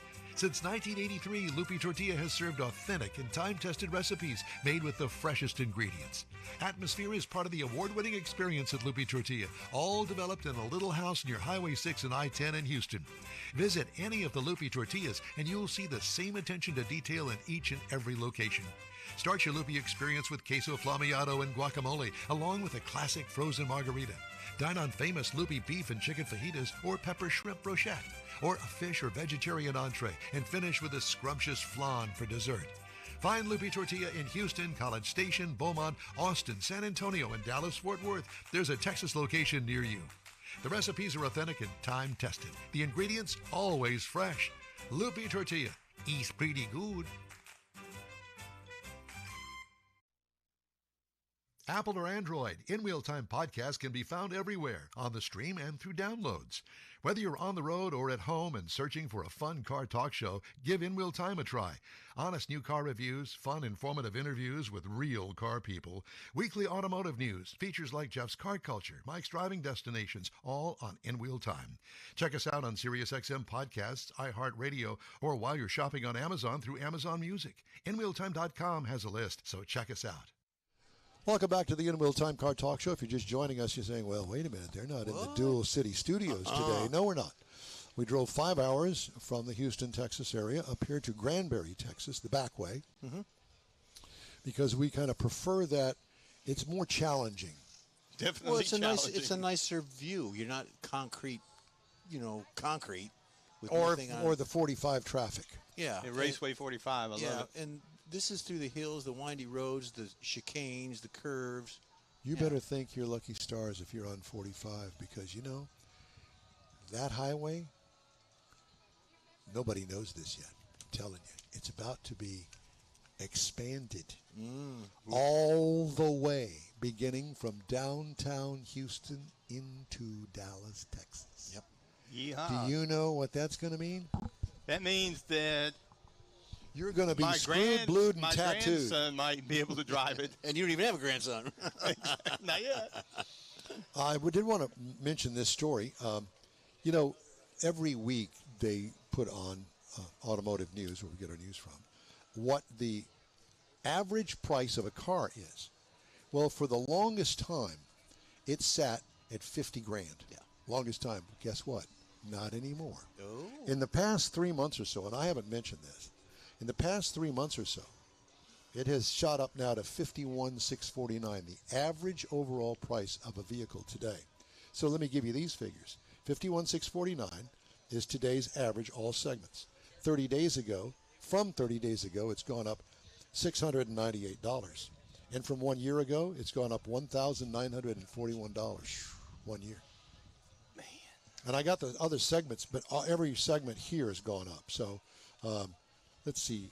Is it sales or just These are their new car sales. contract. These Well, I are know, new but I car- mean, is that what's pushing the price up? Are they just being able to sell them for more, or are they charging more? They're charging more. Yeah. I think my belief is that it's written into the contract because the contracts that they negotiated a year or so ago had a lot of perks and things, and the way to pay for that is through the price of the car. Anyway, I just thought that I'd bring that up. Well, yeah, it's really interesting if you're thinking about buying a new car in the next 6 or 8 months, or this year, the rest of this year. Yep. That's why certified pre-owns and useds are going out of The benefits. Yeah, they're going out of sight. Okay, Jeff's got a little thing that he's got to do. It's going to be called the not racing calendar. It's the cruising stuff. Okay. So here we go. Tomball Police Department cars, cops, and coffee. If anybody's got a warrant, you could probably go clear that up, David. It's on the 20th. It's at 14211 FM 2920 in Tomball, Texas. It's at the marketplace. It's hosted by the Tomball Police Department. Attendees can meet local officers. You can do that by just driving fast as well. Enjoy conversations, see a variety of cars. All types of cars are welcome. It's designed to strengthen the community and meet the professionals. Then you got Tint World Cars and Coffee. This is T-I-N-T, Tint World. That's what I said. Tint World. I just wanted to make sure we had that straight. I said Tint World Cars and Coffee. 553 South Business I-35 in New Braunfels, Texas. It's basically a support of the Toys for Tots organization. They do it every third Saturday. Cars, Parts, Machine, 5th Annual Father's Day Cruising in 2026. This is where, Mike? In Bridge City. It's at 1420 Texas Avenue. It's a Father's Day thing. Cold beverages, raffles, T-shirts. You're going to go to that, aren't you? On behalf of the In-Wheel Time Car Talk Show? Sure We're going to try to. It's just over the bridge. Yeah, no registration needed, so go out there and enjoy it. Cruise to Kathy's Car and Bike Cruise-In. This is the 20th, again, next Saturday. It's in Port O'Connor at 1622 Adams Avenue. Cars and bikes of all kinds. Cruising head is Kathy's Restaurant, so go out there and enjoy some food. And then Sunday, you got Texas Star and Hot Cars. This is at the Texas Star Inn in San Antonio, Bandera Road, 7621 Bandera Road. It's near the Alamo. It's the Alamo Arena Corvette Club presents this. Again, it takes place every third Saturday. You've got all kinds of models of the cars, large side lots available for parking. Attendees can enjoy tacos, coffee, vendors, and music. So get out there and get taco and get the jiggy on. There you go. I was getting all my paraphernalia ready for Tammy Dooley. Okay.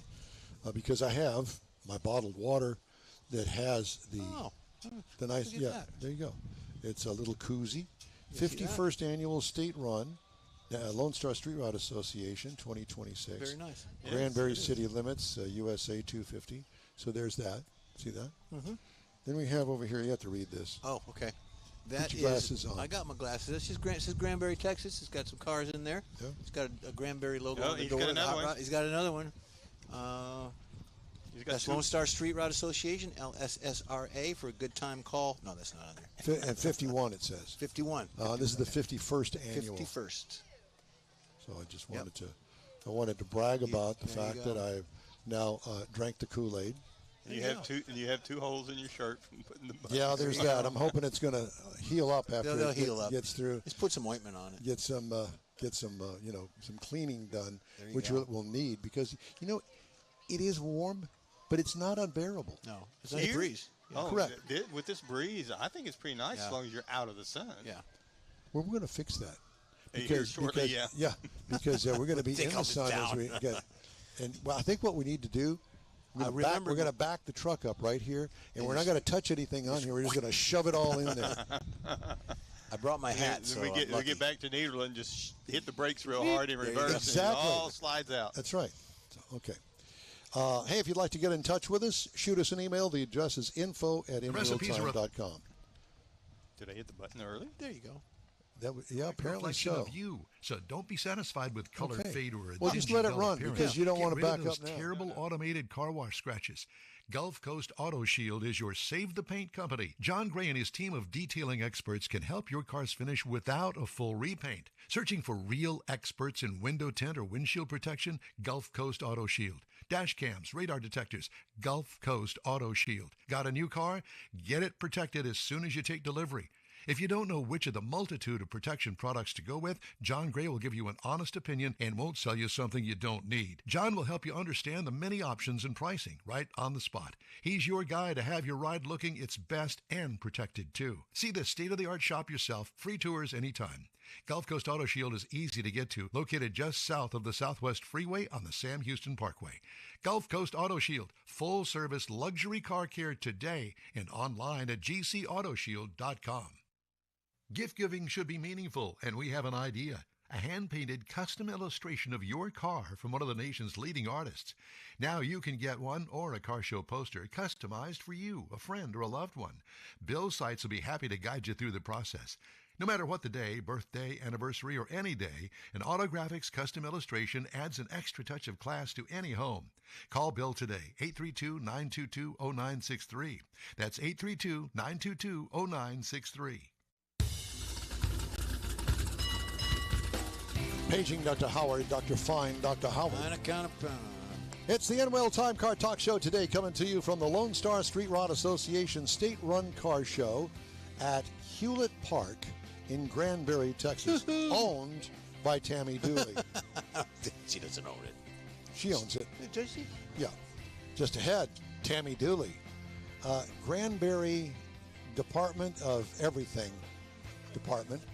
And you're going to have to put a headset on because there you go. I know it's going to mess up your hair. Mine Are too. you sure? Yeah. Okay. Yeah, Jeff lives with his hair being messed up all the time. Forgot my hair dryer today. I even for you, because I knew you were coming, I went and got a haircut on Thursday. Oh. I'm sorry, Wednesday. I can't hear her. I can't hear her. No, I haven't. No, I know that. But, you know, you're not sitting here, I am. We'll get there. I did broke the routine. Yeah. All right. Howdy, along with Mike Out of This World Mars, the fabulous and ever in need and want, Jeff Zekin. Of everything. Over here is the principal of the elementary school. That would be David Ainsley. I'm Don Armstrong. And down there, ladies and gentlemen, here she is, in person. We only get to see her once. Well, we get to see live and in person. It's Tammy Dooley. Good morning. Good morning. Yeah. Who's that guy? Hey, Steve. Yeah. My fan club. I brought my fan club. One person. You brought your crew, your whole crew's You here. got more than we have, that's for sure. So, you know, I know that you told this story. And thank you for being with us, by the way. Oh, thank you for having me. I know you told this story about how you got to Granbury via Rick Neely in Midland, Texas. And I had forgotten about that. Yes. We meaning your husband, Tom Dooley. I mean, Mike Dooley. Yes. Well, we were working in Midland. I was out there 14 years managing a big convention center arena. And but we had a house here, so I've been here since '93. Oh. So I've always You're a lake dweller? not on the lake. No, we're in Pecan Plantation, golf dweller. I understand that they're expanding the golf. As if one golf course isn't enough, they went to two, and now they're building a third one. How many golf courses can you have? Well, we have a lot of golfers, and to hear the golfers talk about it, never enough. Yeah, Exactly. Always getting a new course to go to. It's like a hot rod. You never need, you know. So that That's with the right. third course, the green fees and you know playing it around, now up to $400, $500 for 18 holes. No, No. You got to go to La Cantera or something like that in San Antonio. No, it's very affordable. That's why so many people come here. And so That's not the only reason. yeah, that's not the only reason. So yeah, so Rick and I knew each other when I was out in Midland, and we worked on some car events, and then the city of Granbury hired me when we sold our company, and one of the first people to call me is Rick Neely. He said, well, you know, I put on the Lone Star Street Rod in Granbury, and I was like, you've got to be kidding me. You can't get away from Yeah, it. get away from him. Now, is he friends with your husband, Mike? Oh yeah, they work together out there too. Yeah, we were all in the same industry. Wow. Well, so we're kind of part of this. Yes, absolutely. Well, you know, when you do Well, maybe not. Maybe not. Well, Not no, after no, today. No. When you do events like this, and, you know, I know we talked about this once before, this is all about cars and automobiles, and it's a reunion for them, and we love it. But it's every weekend is a different type event here in Granbury. So, one weekend we're all about rodeo cowboys and, everything's about Hood County Stampede or or 4th of July hometown parade and fireworks, whatever it is. It just happens constantly here. And, perfect segue, we're the celebration capital of Texas. So we Wait a minute, did you just blow that off? No. Where did that title come from? That's a great story. I guess it was about 10. No. When I was born. No. I want to say like 22. I started exploring why we were not designated. We did not have a place moniker, which is about 100 cities in Texas have those. It can be anything. A place moniker. Yes, it's a designation that says who you really are as a community. So I started looking into it and couldn't believe Granbury didn't have one because we could be so many things, right?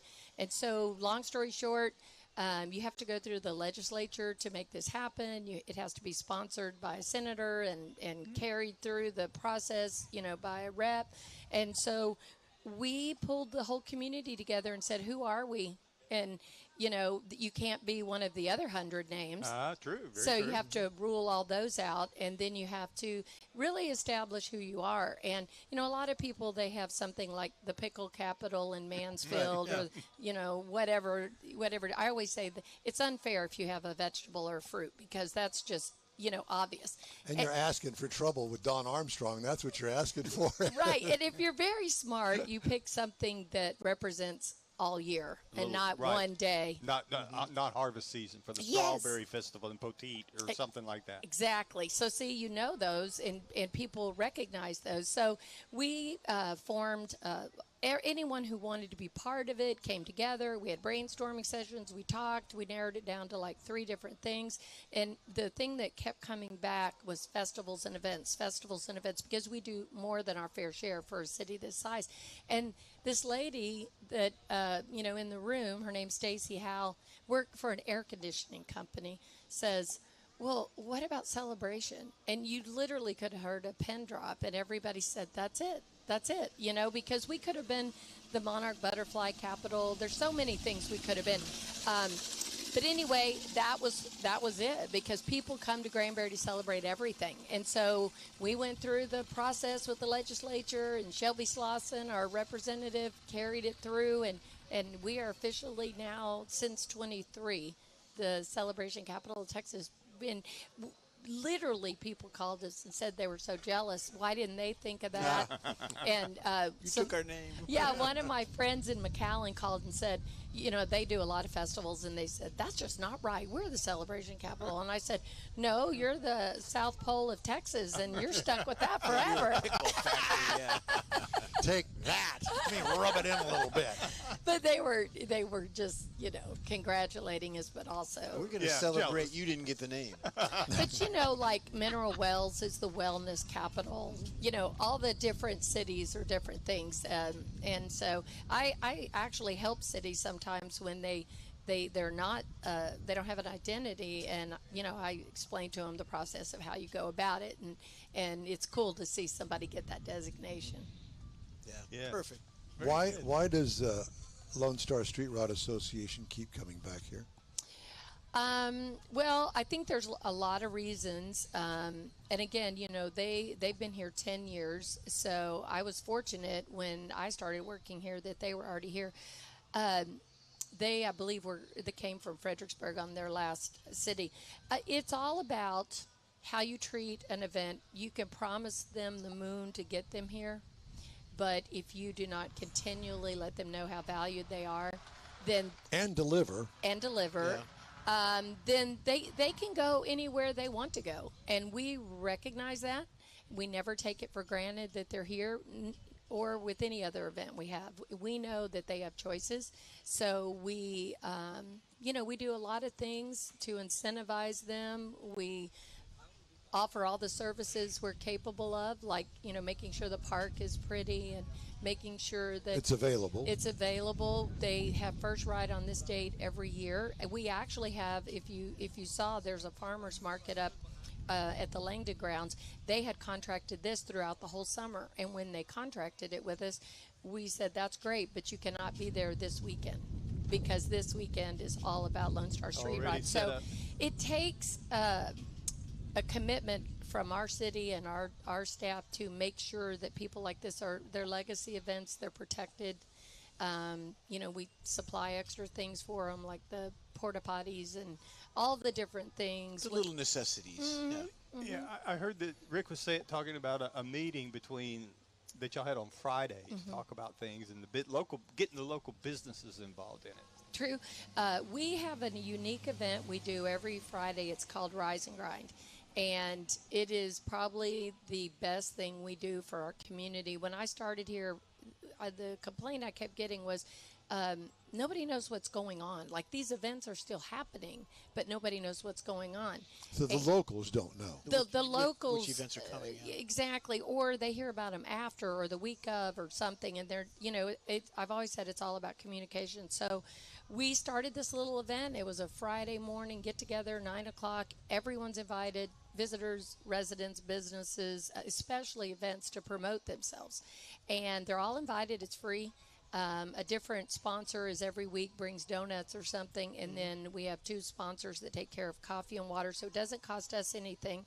And we started with like 8 people, and we have been doing this every Friday since 2019. Even through COVID, we did it by Zoom, and then when we could start meeting again, we met 20 feet apart with our mask on. And now it's 2026, and we average 50 to 70 people every Friday. Wow. They all get to go around the room. They have up to 2 minutes to tell about their event, and I have to be the little, when they go over, I have to give them the evil eye, know. And they love it. It is the most unifying community thing, and it's like people have FOMA if they don't go. I have to tell you that the reason I bring all of this up with you is because we have a lot of listeners and viewers that are in car clubs that don't know the way to be able to work towards something this big. And I think that everybody that puts on a car show, a cruise-in, whatever it is, hope for the best. They usually charge a nominal fee to show the car, and they get a trophy and all of that stuff. But how you go about it, I had very little experience in putting on a car show when I was with the Corvette Club back in the day, building Sharon Sites. And we did, and it was in a city park in Alief, which is a subdivision of Houston. And there was a ton of work that we didn't know what we were getting into. What kind of stage are we going to have? They didn't supply a stage. We had to do that. We had to supply something as far as drinks are concerned. I'm not talking about booze. I'm talking about water, soft drinks. What about food? This was an all-day affair that started at 9 o'clock in the morning and went till 5 o'clock in the afternoon. Of course, we didn't know. And so we didn't have anybody to be able to go to and say, okay, well, what do you suggest we do with this? How do we go about doing that? And see, this is the wealth of information that you bring to us in the car community that I'm sure that you have guided and helped these guys at Lone Star Street Rod to kind of develop this into what it has become. Because you can't do this without somebody like you. And you're a rarity. Convention and visitors bureaus are a dime a dozen all across the United States, and especially here in Texas. And they do well for what they do. But it seems to me that you've kind of bumped this whole thing up because of your experience. Yeah. And I would take that the experience came from your time out in Midland running the convention center.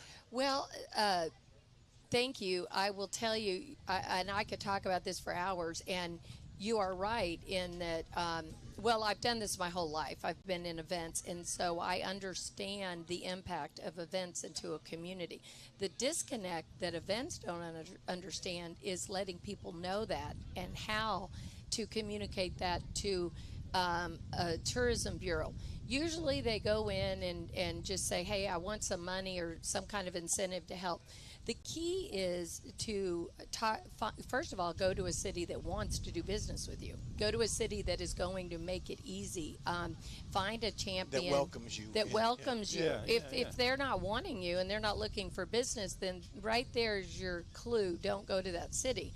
find a city like, and I say Granbury, there's a lot of good cities that do this, and build a relationship with your Convention and Visitors Bureau and or chamber or whoever it is. In our case, all of this comes through our tourism department and the conference center, and start these partnerships and say, look, we want a home. We want to, what do you need from us to show the impact?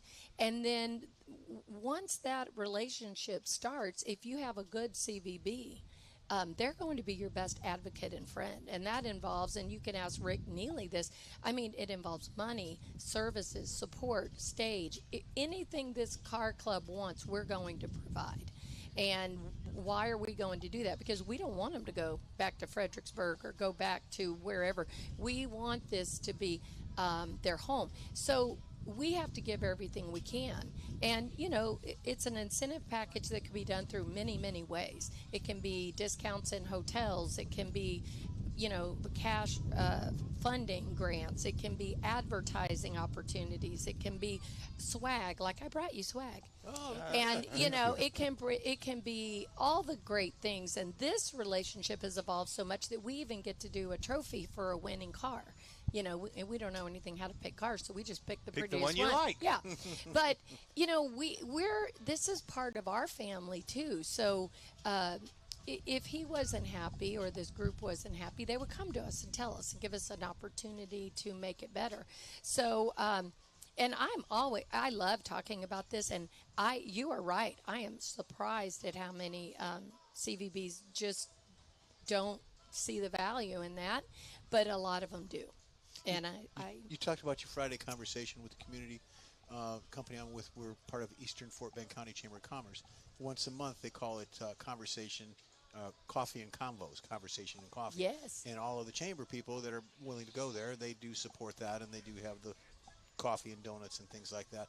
But they network. How can we help support each other as well? Not just the community, but each other business. So that's what I'm part of where we're at. How long did... I know the behind-the-scenes stuff, but when did you start promoting this event this year? When did you start promoting this? We never stopped promoting it. When the Do you have like a catalog, a book of things coming this year or something? Oh yeah, yes.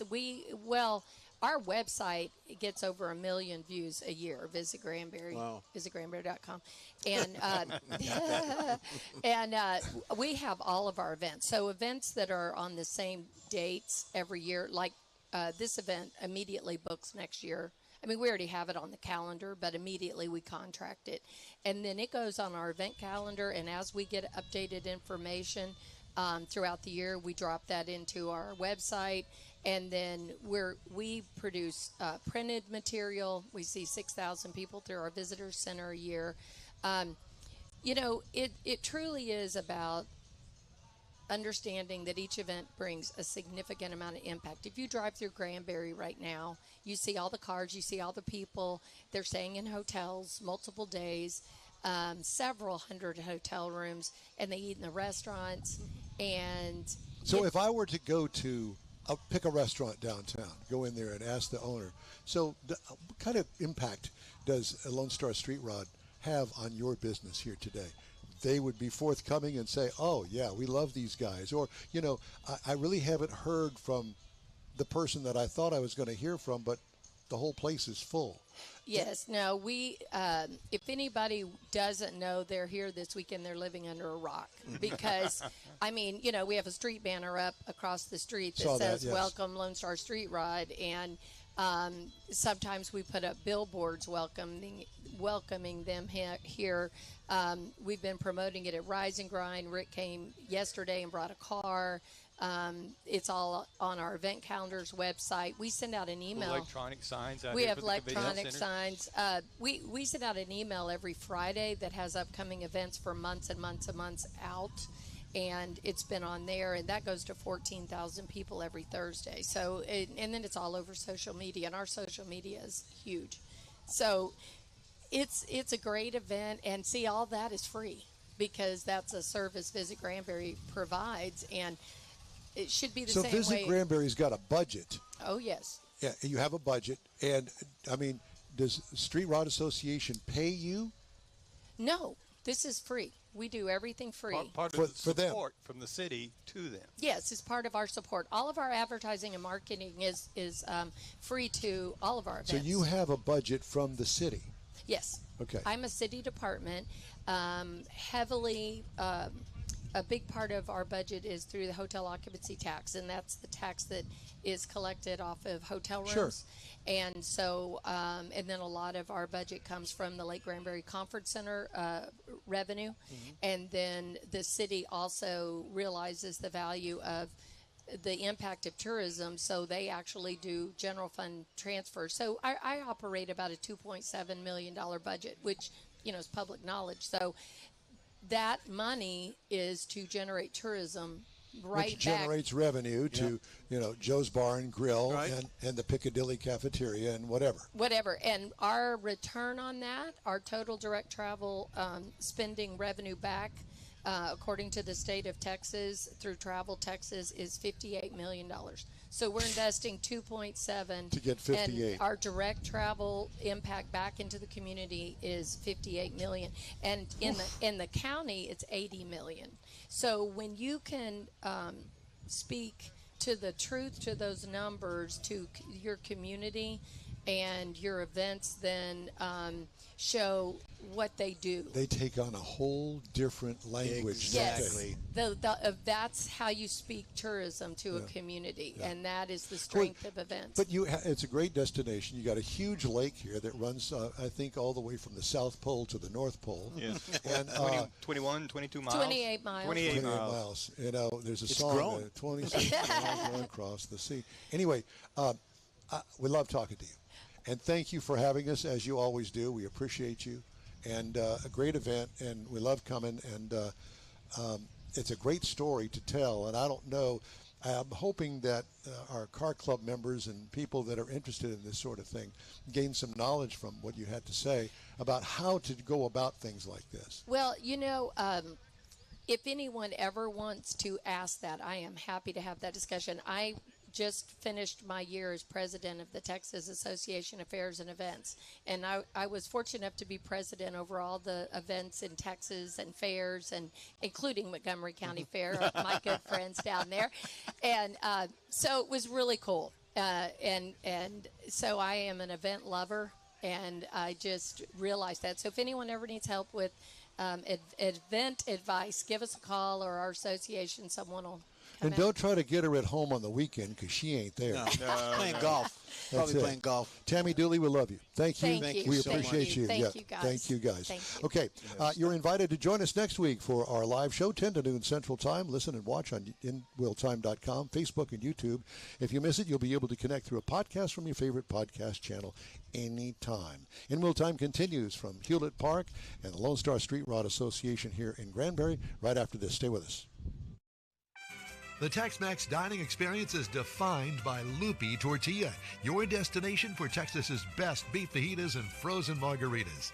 Since 1983, Loopy Tortilla has served authentic and time-tested recipes made with the freshest ingredients. Atmosphere is part of the award-winning experience at Loopy Tortilla, all developed in a little house near Highway 6 and I-10 in Houston. Visit any of the Loopy Tortillas and you'll see the same attention to detail in each and every location. Start your Loopy experience with queso flammeado and guacamole, along with a classic frozen margarita. Dine on famous Loopy beef and chicken fajitas or pepper shrimp brochette, or a fish or vegetarian entree, and finish with a scrumptious flan for dessert. Find Loopy Tortilla in Houston, College Station, Beaumont, Austin, San Antonio, and Dallas-Fort Worth. There's a Texas location near you. The recipes are authentic and time-tested. The ingredients always fresh. Loopy Tortilla. Eats pretty good. Join the In Wheel Time Car Talk Show as we hit the road for a live broadcast from the 51st Annual Lone Star Street Rod Association State Run at Hewlett Park in Granbury. This once-a-year rolling car collection takes place June 12th through the 14th. Check out hundreds of classic street rods, vendors, giveaways, awards, and family fun. Best of all, spectator admission is absolutely free. In Wheel Time will be live from Granbury Saturday, June 13th, 9 to noon. Get all the deets at lssra.com. Welcome back to the In Wheel Time Car Talk Show. This week in auto history, and Mr. Mars has that. Okay. All right, coming up this week in auto history, We have a few things, like in 1895, the Paris is the first race of 730 miles. It kind of helped demonstrate that motor cars could travel great distances, and that's part of what led off into it. Now, the winner, the person that crossed the finish line first, he was denied the official victory because he was driving a two-seater car. The race was for four-seaters only. Somebody didn't read the rules, so they kind of sounds like Don Armstrong to me. Yeah, exactly. So then in 1904, the FIA's predecessor was founded. Now, this is very French, so I'll do my best. The Association Internationale des Automobiles Clubs something was established. Bravo. Thank you very much. Anyway, so this became the governing body that eventually became Formula One and World Rally Championships and things. So blame it on them and the way they set it up back then. 1936 is when the Blue Ridge Parkway got its official name. Franklin D. Roosevelt actually signed the legislation to designate that pathway through the Appalachian Mountains. 1944, plans for the National Highway Network gained momentum. Now, this World War II ended, like we talked about, the hot rod world blew up. Transportation planners started trying to accommodate the world and changing because people were trying to travel more. Now, this was actually the precursor to the interstate highway system that we know now. Then, in 1949, we've talked about it several times, Preston Tucker receives his patent for the Tucker 48 automobile. There's a lot of things very special about that car. Only 51 were actually built. Yep. And it was a sad story. Read the book or see the movie and check it You'll out. cry with everybody. Yeah, popcorn. Last thing I wanted to touch on real quick, 1953. Jaguar was running in the 21st race of the Le Mans, 24 Hours of Le Mans, and it was their disc brakes and the fact they didn't have to stop to change brakes is what let them win. Cool. They didn't have to stop to change brakes? No. Right, because the disc brakes, they could go longer than the padded brakes that everybody else was using. So, I know somebody that's got brake problems right now, and they've only got 30,000 miles on the car. Don't get me started. Don't get you started. Yeah, you did mention Don't get him Jaguar, started. didn't you? Yes. Well, let's mention Volkswagen, No, too. just move on. In Will Time Car Talk Show, we'll wrap things up from Hewlett Park in Granbury right after this break. Your car is a direct reflection of you, so don't be satisfied with color fade or a dingy, dull appearance. Get rid of those terrible automated car wash scratches. Gulf Coast Auto Shield is your Save the Paint company. John Gray and his team of detailing experts can help your cars finish without a full repaint. Searching for real experts in window tint or windshield protection? Gulf Coast Auto Shield. Dash cams, radar detectors, Gulf Coast Auto Shield. Got a new car? Get it protected as soon as you take delivery. If you don't know which of the multitude of protection products to go with, John Gray will give you an honest opinion and won't sell you something you don't need. John will help you understand the many options and pricing right on the spot. He's your guy to have your ride looking its best and protected too. See the state-of-the-art shop yourself. Free tours anytime. Gulf Coast Auto Shield is easy to get to, located just south of the Southwest Freeway on the Sam Houston Parkway. Gulf Coast Auto Shield, full-service luxury car care today and online at gcautoshield.com. Gift giving should be meaningful, and we have an idea. A hand-painted custom illustration of your car from one of the nation's leading artists. Now you can get one or a car show poster customized for you, a friend, or a loved one. Bill Sites will be happy to guide you through the process. No matter what the day, birthday, anniversary, or any day, an Autographics custom illustration adds an extra touch of class to any home. Call Bill today, 832-922-0963. That's 832-922-0963. Well, that's it for this week's In Wheel Time Car Talk Show. We're always looking for new, informative, and great automotive things to bring to our global audience. If you got an idea, an event, road trip, or a tall tale you'd like us to feature, let us know. Our email address is info@inwheeltime.com. You can find the In Wheel Time Car Talk Show 24/7 on the In Wheel Time app and website. Grab a podcast from your favorite podcast store. We video stream our live show every Saturday, 10 to noon on Facebook, YouTube, at inwheeltime.com. The In Wheel Time video coordinator is we always need more Jeff Zekin. For booking agent and video editor Mike Out of This World Mars and chief engineer David Ainsley, I'm Don Armstrong. Thanks to show contributors Jeff Heitzman and George Skelton.